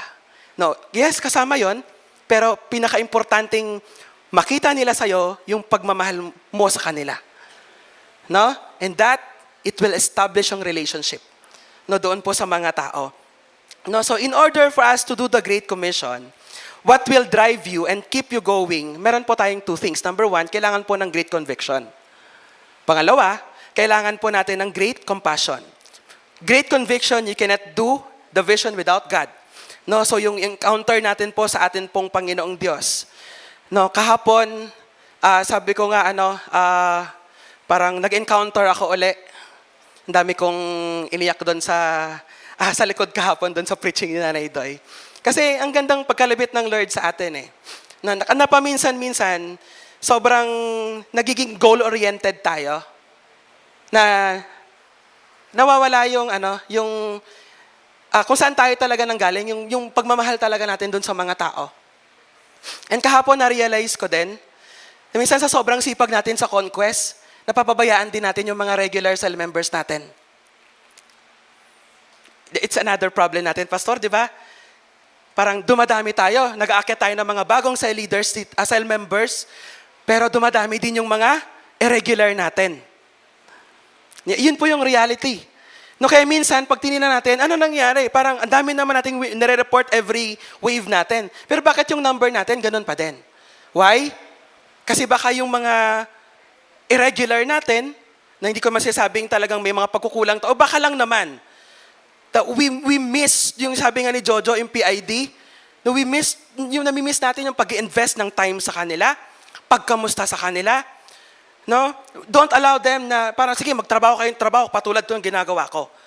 No? Kaya importante may ano kayo, may cell bonding kayo, group them kung marami sila, group them into 3. Kung kailangan tagi-isa.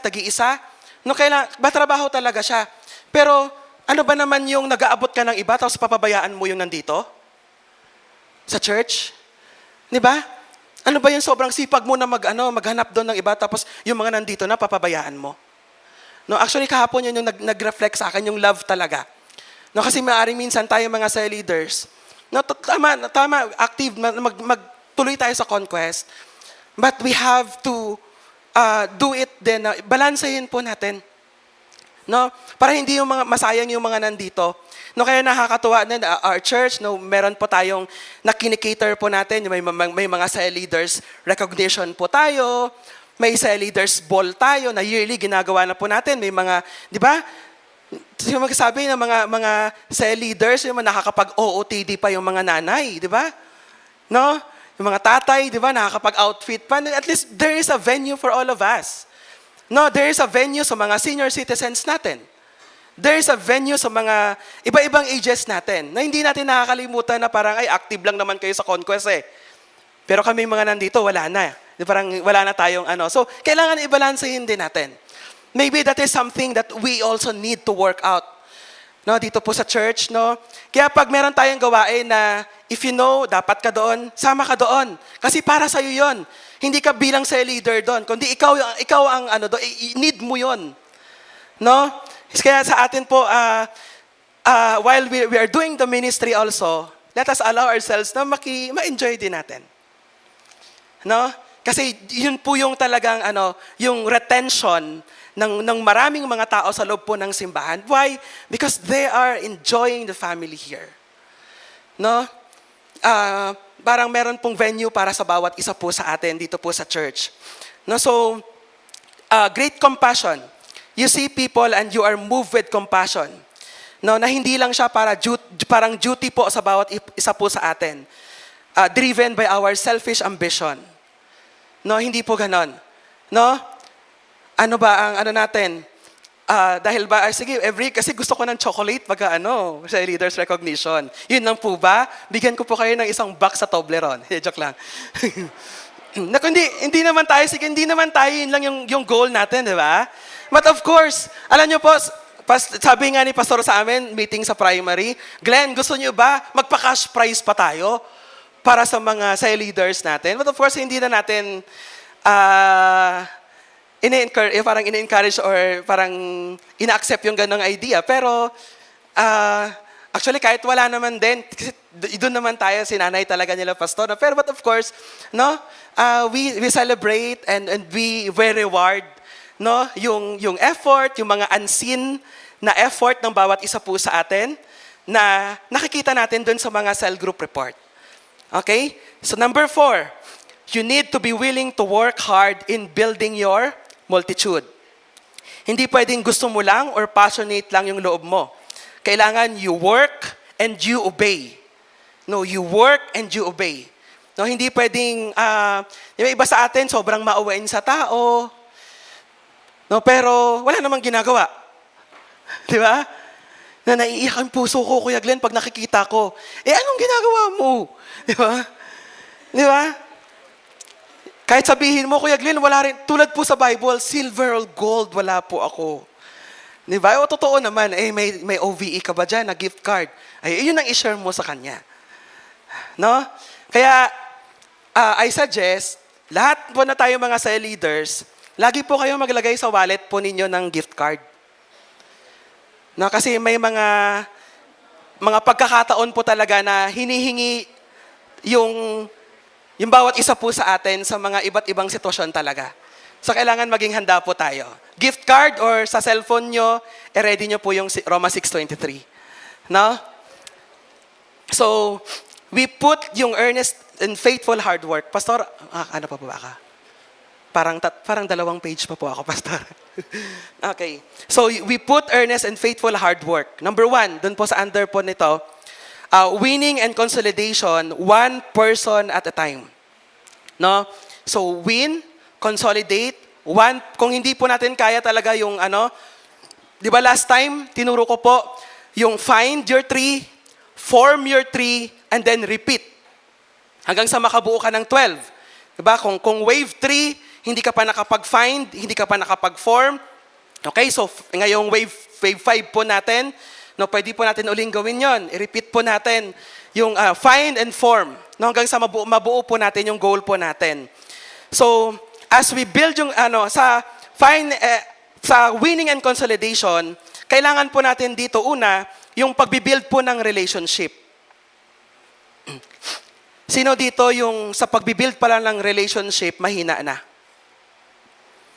Hindi, alam niyo po, ano to, pwede po, aminin po natin to sa mga cell leader natin. Ako sa mga tinuturuan ko po, sa mga cell leaders ko na hawak, inaamin nila, Kuya Glenn, mahina po ako sa ganyang relationship. So, sa ganon, para maalalayan po tayo ng mga cell leaders natin. No, hanggang sa matuto po sila. Kasi skills din po siya eh. No, so hindi porket sabihin mo, ay, hindi ako mahilig makipag-usap, Kuya Glenn. Na parang hindi ko, yung makipag-chikahan sa Hindi ko kayang magbabad sa sa messenger ng matagal. Lalo na kung lalaki. Diba? Kasi may asawa ka, tapos sabihin, ba't ang tagal mo naman ka-chat yan? Magdudahan ka ng asawa mo. Kasi may ka-chat mo, cell member ko. No? So, pwede po natin yung pwede po natin yung i-train yung bawat isa po sa atin paano po mag-build ng relationship. And then you build their faith. No, see to it na maayos yung kanilang basic lifestyle. No? Ano po yung basic lifestyle?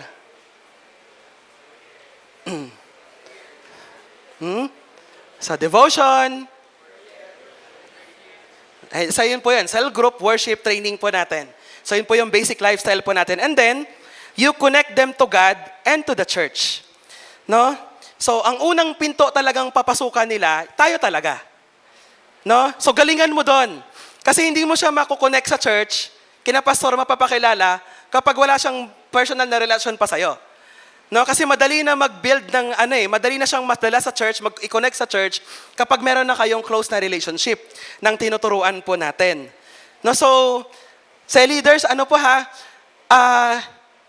yung may hangganan 'yan eh. Minsan kasi may iba baka yung pagbi-build ng relationship, baka ilang taon na kayo pa din, hindi mo pa siya nako-connect sa church. No, parang o kaya lalo na kay Lord, para nakakahiya kay Lord, di ba? Parang close sa'yo, pero hindi sila close ni Lord. Pwede ba yon? No? So, hindi po pwede yung ganon. Na mas close pa dapat mas maganda, mas close siya kay Lord kaysa sa'yo. No? Yun ang talagang dapat. Mas close siya kay Lord kaysa sa'yo. Okay po? So, dun po sa Luke chapter 16, verse 10, so, whoever can be trusted with very little can also be trusted with much. And whoever is dishonest with very little will also be dishonest with much. No, so kung may isa pong pinagkatiwala si Lord sa inyo, pagtapatan na po natin. No? I remember nung inakit po ako ni Pastor as one of his primary leaders. Ang dala-dala ko lang nun, halos si Migs lang. Yun na sa ibang bansa na tinuturuan ko ngayon. Kaming dalawa lang halos nag-start. May tribe pero halos dalawa lang kami. No, pero andun yung fear ko, takot akong mahiwalay kina Kuya Jay kasi ang dami na namin doon kina Kuya Jay. Ang saya-saya na namin doon eh. Pero sabi ni Kuya Jay, ganun talaga, kailangan mo kasi pinopromote ka ng Lord eh. No, so nag-yes ako, and then after how many years, no, from dalawa lang kami, mas dumami na, and year after year. No, so pagtapatan po natin kung meron pong isa na ipinagkatiwala po si Lord sa atin. Pero, wag naman po tayo manatili sa isa. No? Kasi naniniwala po ako na yung blessing po ng Lord sa atin, fruitfulness, multiplication. No, inangkin po natin yon. No, so, hindi magiging 12 or even 144 or even mas madami pa ito na pag hindi tayo tapat sa bawat isang tao. No, so we cannot see the team just as a group. So we need to see them and love them as individuals. Okay po? Andyan po ba kayo? Okay, pasensya na po. Medyo naman na po, parang 80%. Sige, pakikalabit po muna yung katabi mo. Andyan ka pa ba?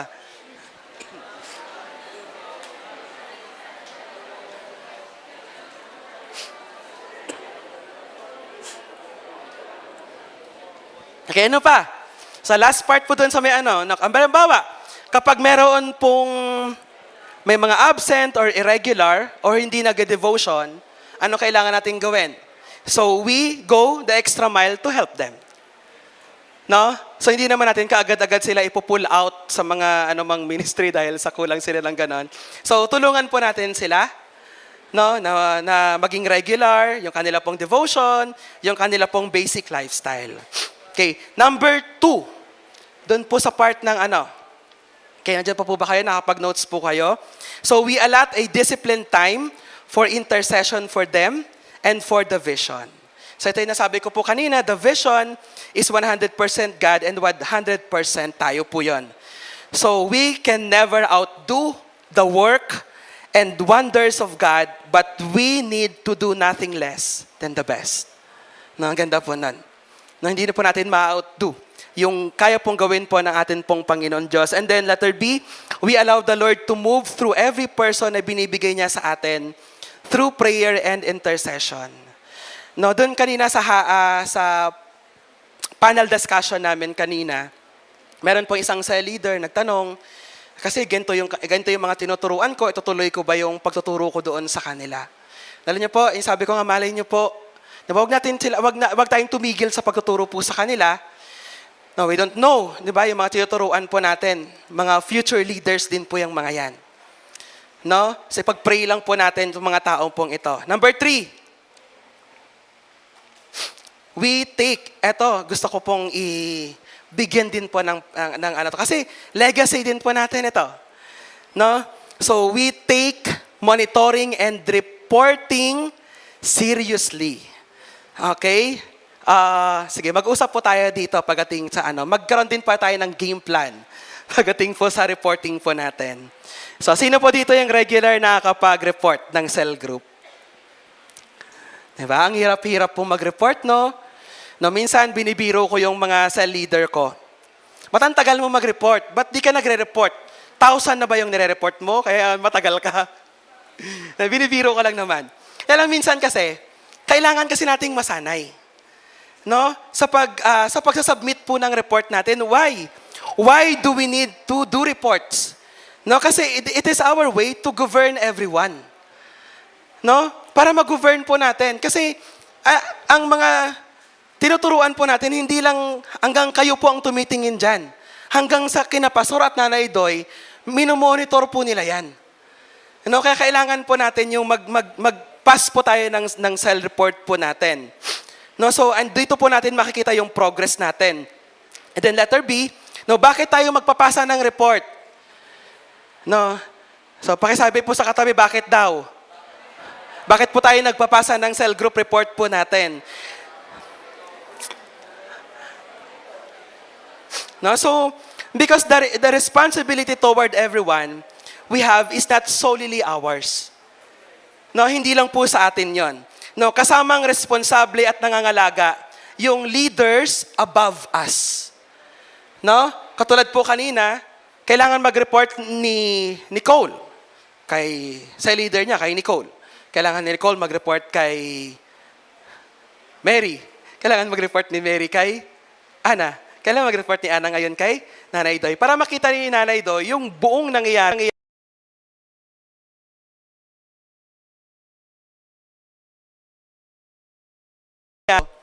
Pero, hindi po natin, kasi pinapahalagahan po natin yung bawat isa. No? Pinapahalagahan po natin yung bawat, binomonitor po natin. Kasi, yung sa number 3 po natin, we don't just pass reports for the sake of passing. No, we need to learn to monitor our cell through the report. No? So, kailangan kita natin kung sino yung wala, kung sino yung absent, sino na ba yung kailangang bisitahin. Kasi di ba minsan, sa level natin, yun lang yung kaya natin gawin eh. Pero kapag inakyat natin yung problem doon sa mga cell group natin doon sa next to us, mare-resolve siya. Eh kung hindi natin nire-report, paano nila malalaman kung ano na nangyari doon sa baba? No? So, kaya kailangan po natin talaga magkaroon ng maayos po na cell reporting. No? So, lalo po ngayon, no, tayo po ay nasa digital na reporting. No? So kahit halimbawa po, magre-report ako ngayon, bawa doon kay Romy kanina, pag nag-report si Romy, agad-agad, makikita ko yun sa, sa summary ko. And agad-agad, makikita na rin yun ni Pastor Modi sa summary niya. So ganun po kabilis. Hindi katulad dati, pasa ng papel, i-consolidate pa, isa-isa, check-check siya. So ngayon, every update po natin, seconds, wala pa yata seconds nun, mag-update na po kaagad siya doon sa summary po nila, Pastor. Okay? So, dalawa po yung report po natin, ha? yung cell group report and yung conquest report po natin. Cell report, ipapasa po ninyo yun sa tribe leader po ninyo or sa leader ninyo. Conquest report, ipapasa nyo po yan doon sa, naka-assign po sa tribe ninyo na magko-consolidate, no, mag-encode ng mga nangyayari po sa conquest po ninyo. No, kasi ganun po kabilis yung reporting po natin ngayon. No, kaya naiintindihan po namin yung iba na hindi pa ganun kasanay, pero ganun naman po talaga. Di ba? Naalala niyo po, nung unang nagkaroon na ng mga kiosk, yung mga Jollibee, yung McDo, di ba? Parang inis na inis tayo, ang daming haba ng pila. No, pero kailangan masanay lang eh. No, kailangan masanay lang tayo. No? So, ganun din po. Isa sa mga i-improve po natin, na-innovate po natin dito po sa church. No, para mas mapadali po yung mga natin, yung self-reporting po natin. Okay? So, number 4.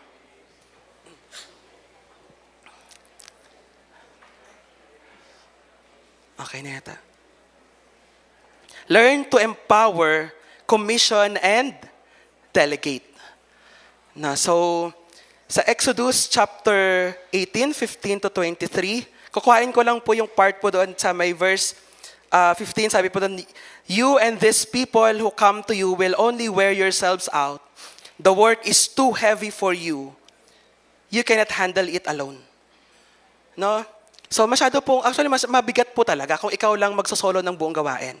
So kailangan matutunan po natin yung mag-empower, mag-commission, and mag-delegate po ng mga task, no, sa atin pong mga tinuturuan. No, so the multitude of vision, the multitude does not rest on your shoulder. No, so as a start pa lang, ikaw lang talaga yon. You win and you consolidate until you reach and build more and more people. No, so how to empower and commission your people? No, umpisahan niyo sa cell group. No, kailangan you speak with faith and life sa bawat isa po sa kanila.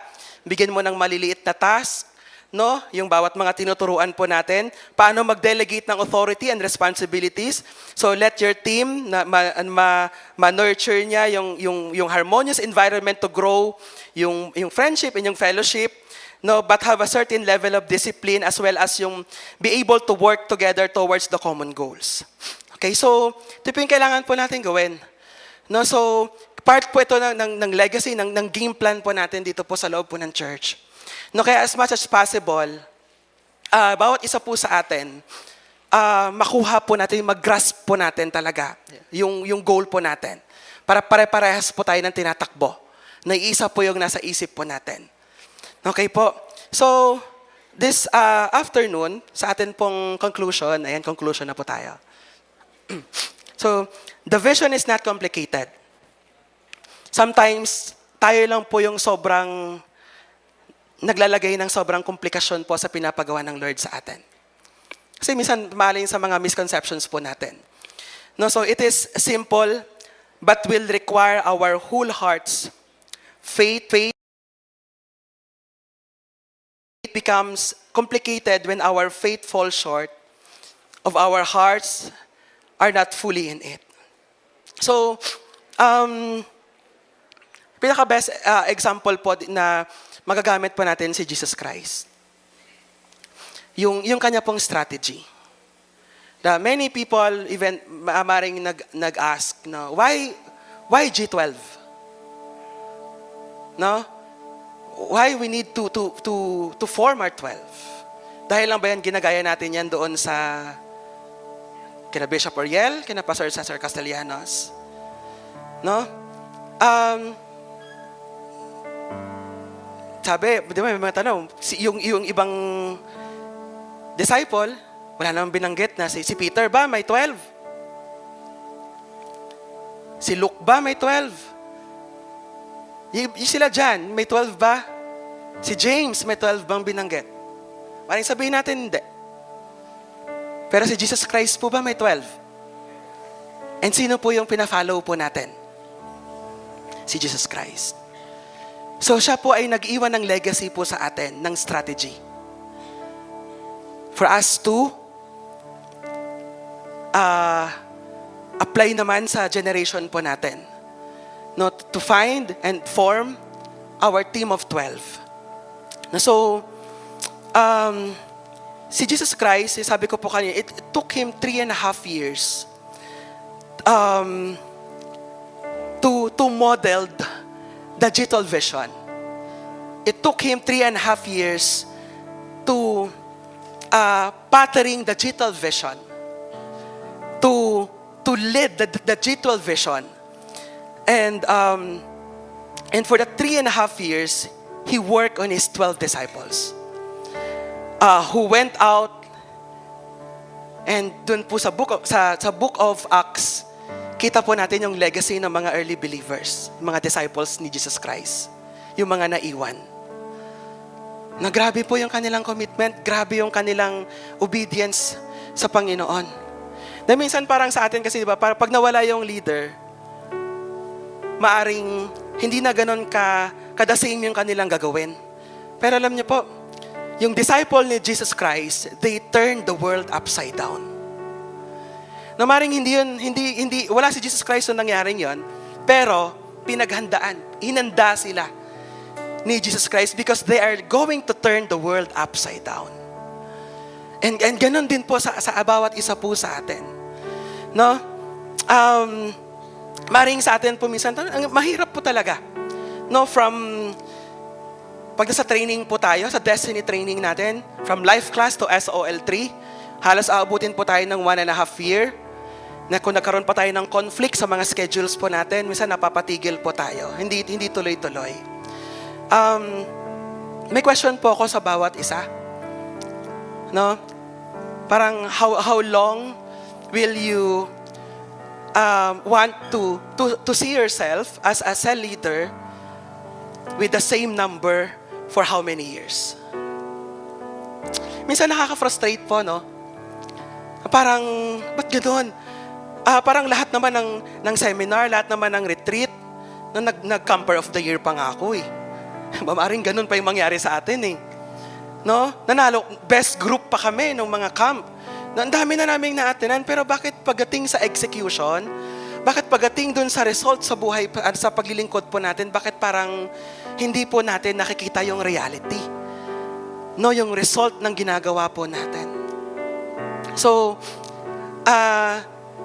maganda pong i-assess po natin yung sarili po natin. Isang tanong ko po, are we really in sa game plan ng TGCCM? No? Are we really in sa game plan po nila Pastor? Sa strategy nila Pastor? Are we really in? Or medyo? No, kasi baka yun, kasi natin, kung talagang all in tayo doon po susunod yung kilos po natin eh. No? Alam niyo po, there's always a blessing sa pagsasubmit, sa pagsunod. Kahit mahirap ang gagawin, meron pong blessing yung submission sa mga authority po natin. No, kaya di ba minsan sa mga laro, kaya minsan may natatalo kasi may mga dumidiskarte kasi ng iba eh. No? Minsan, diba, parang hindi naman nagmamatter doon yung parang maaring, nga, nanalo kayo, pero nag-strategize ka ng iba eh. Di ba sa mga laro, ganun eh. Tapos magyabang ka pa eh, kung di naman dahil sa akin. Kaya lang, ang usapan, nag-obey ka ba? No? Nag-obey ka ba? Kaya napaka-importante, no, na talagang all in po tayo. Na ito yung game plan po natin sa church. Ako po kasi ang inassign po ni Pastor na mag-monitor po ng conquest po natin. And I really appreciate po yung pagsusumika po ng bawat isa po sa atin. But I want to ask po yung bawat isa, no, how long will we do the same kind of parang yung galawan natin sa conquest? Ilang beses na tayong nagko-conquest. Tapos pag pumupunta ka sa school, pumupunta ka sa community, yung kilos mo, ganun pa din. Diba? Actually, sa mga unang sama natin, pangalawa, may tinuturo si Lord sa atin eh. Maring wala talaga nakuha, pero let us observe. Ano yung kailangan kong gawin? Ano kailangan kong mga matututunan sa mga nauna sa akin? Sa mga nakakasama ko dito? No, so, kailangan po natin yon. No, ako po, natututo po ako sa ginagawa ng mga kapwa ko primary leaders. Isang sinasabi ko sa tribe, alam nyo, ang ganda-ganda ng ginagawa ng grupo nila Kuya Jojo nyo, na every S&D, hakot talagang isa-isa sila. Yung mga leaders niya, kahit late na, nagsusundo talaga. Ako napapansin ko yun sa grupo nila Jojo eh. No, kahit late na pawis pa, minsan parang kakagising pa lang yata nung mga sinundo. Ako napapansin ko yon. Pero grabe yung commitment ng mga leaders. Kahit minsan, baka maabutan, merienda na lang, pero nakarating pa din. At least, kasi may consolidation.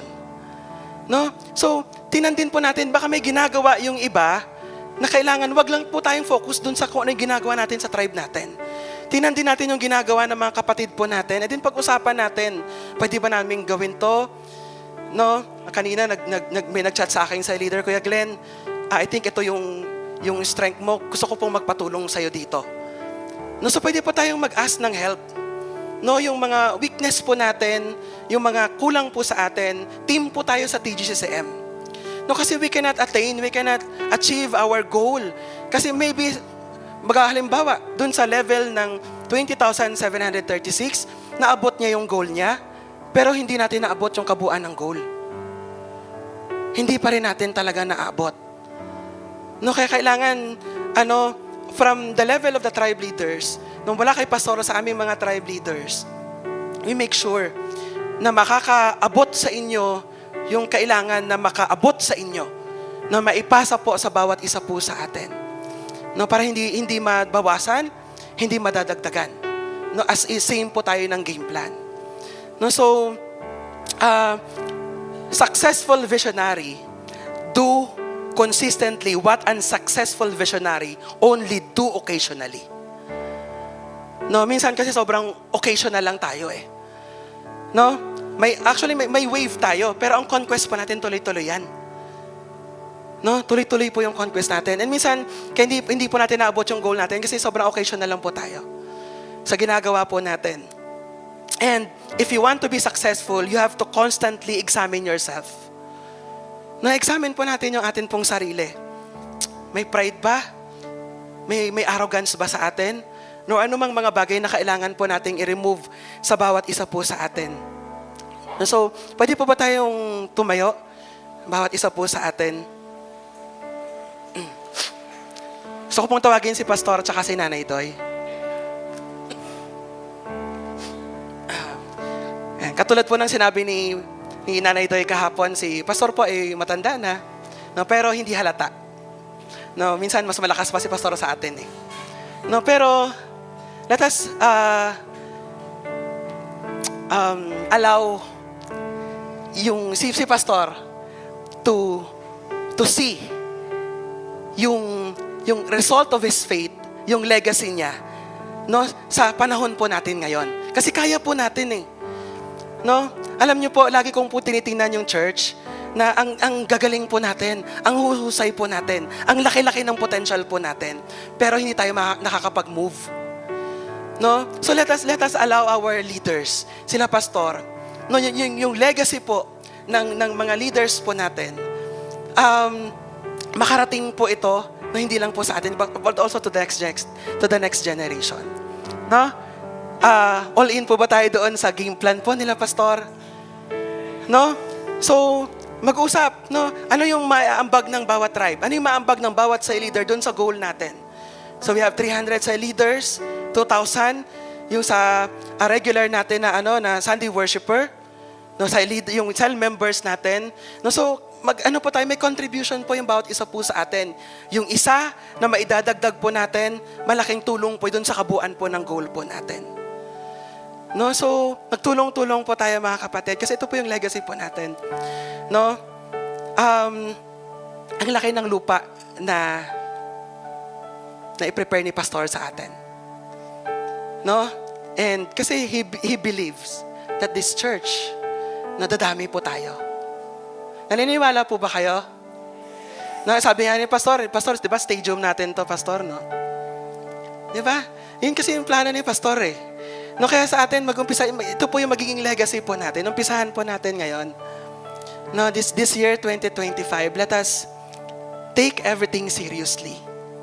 Minsan sa reporting pa nga lang, pumapalya na tayo. Paano pa kaya doon sa pinapagawa ng Lord? Yes, may mga personal problems po natin. But sometimes, if we compare doon sa what's really happening sa life ng ibang tao, parang no match po siya. Kaya minsan, actually minsan kaya nga tayo may mga sakit nga minsan, parang kailangan ko pa rin lumabas kasi may follow up ako. Kasi maano kayo, sayang kasi yung yung momentum na nasimulan mo doon sa mga bagong tinuturuan mo. No, so let's take this year 2025, no. Yung talagang maging legacy po natin. No? Itatak po natin, po natin sa puso po natin. Let us take this year. Tapos aminin po natin, kausapin mamaya may tribe huddle po tayo. Aminin po natin sa atin pong mga cell leaders or tribe leaders na ito po yung kailangan ko pong gawin. No? Kung kailangan, sabi nga ni Pastor, kailangan mag-merge tayo mag-team tayo, iba't ibang tribe. Kung yung kahinaan ng ibang tribe, bigyan natin ng hindi naman magpapalitan, pero mag-team sa conquest. No? Para hindi tayo po magkanya-kanya. Okay po ba yun, mga kapatid? So, mag-pray po tayo. No? Ipag-pray po natin yung game plan po natin, yung strategy po natin. Then i-commit po natin, as we commit our lives to God, let us commit our life to the goal na naset po ng leaders po natin. Nanay Doy and Pastor Modi. No? Kailangan po nila tayo. No? Si Nanay Doy, nakakasama ko po yan sa conquest sa INHS. Nasipag pa rin na Nanay Doy. No, nasa sulok doon sa supermarket, sa hypermarket, na may mga win-win. No? Kaya pa yan. Kasi may goal. No? And if they set yung model now, sumunod po tayo. No? Sabayan po natin yung kilos ng Lord. No, sa buhay po nila Pastor. Let us pray. Let us commit our lives to God and life nila Pastor, yung goal po natin. Commit po natin. Tutulong po tayo. Yung goal na sinet po natin, naniniwala po ako, higit pa dun po yung kayang gawin ng Lord. Kasi sometimes, sobrang naninigurado tayo minsan sa goal natin, na parang ito lang yung kaya ko. Pero alam niyo po, pag nagtiwala tayo sa Lord, God can do more. God can give more sa bawat isa po sa atin. Come on, let us pray. Together, let's pray.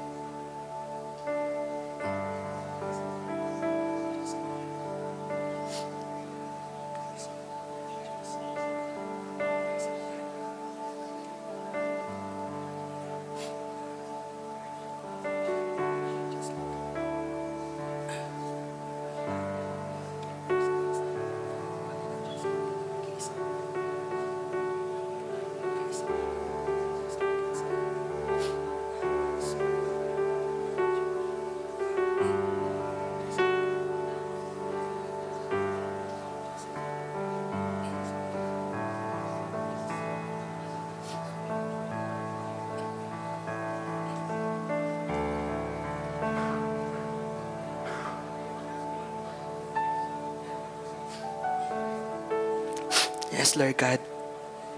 Father, this afternoon,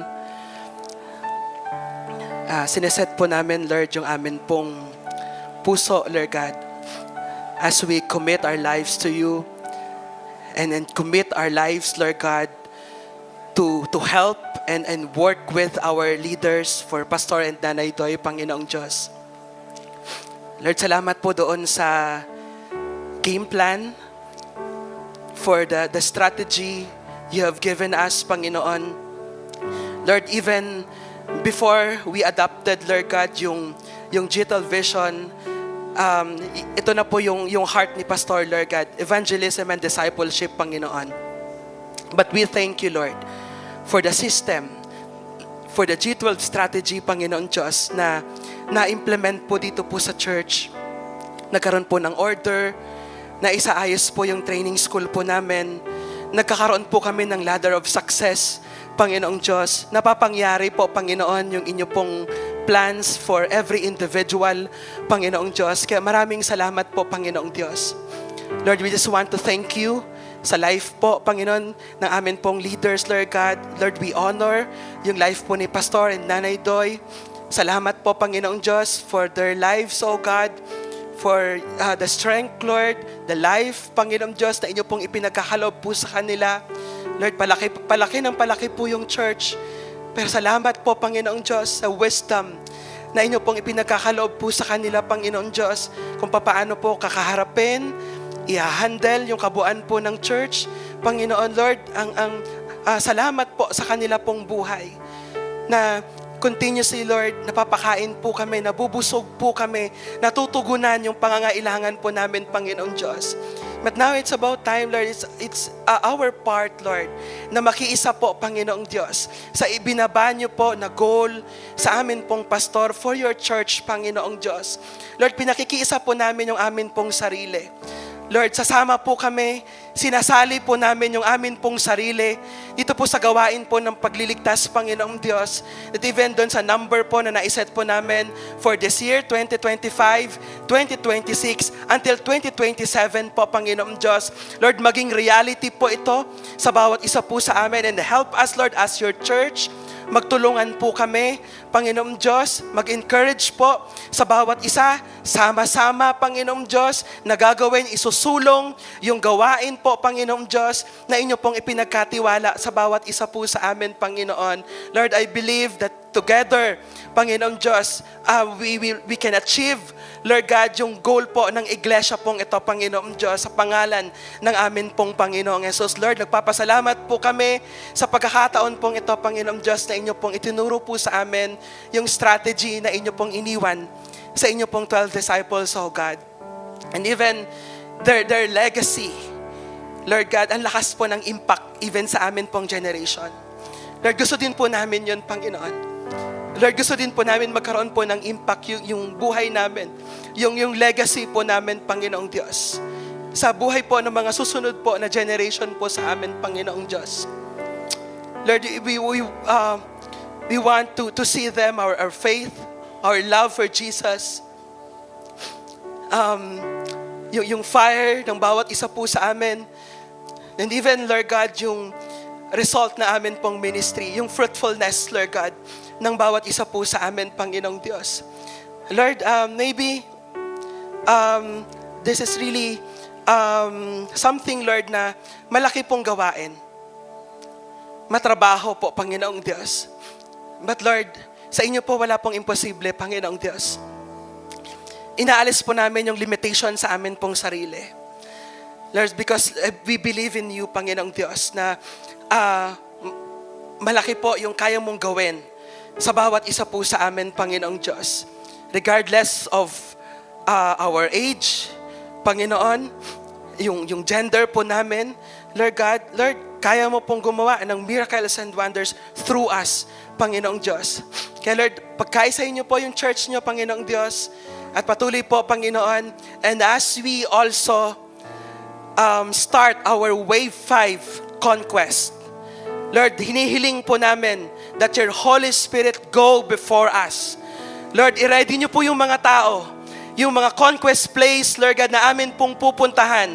Lord, maybe yung mga dating punta po namin doon, parang natatakot po kami, parang wala pong bunga po doon. Lord, this time, Lord God, we believe, Panginoong Diyos, na inire-ready mo po yung mga taong iyon, Panginoong Diyos, to hear your word, Panginoong Diyos. At patuloy po na sa amin pong pagpunta po doon, kasama po ng banal na Espiritu, Panginoong Diyos, yung pagkilos mo po, Panginoon, sa bawat isa po sa amin, that we may achieve yung amin pong goal, Panginoong Diyos, sa kabuuan po, Lord God, ng church, at yung bawat isa po sa amin as individual, Panginoon, dito po sa Conquest, Lord God. Lord, purihin po kayo, Panginoong Diyos. Maraming salamat po, Lord God, sa pangalan ng amin pong Panginoong Jesus. Amen.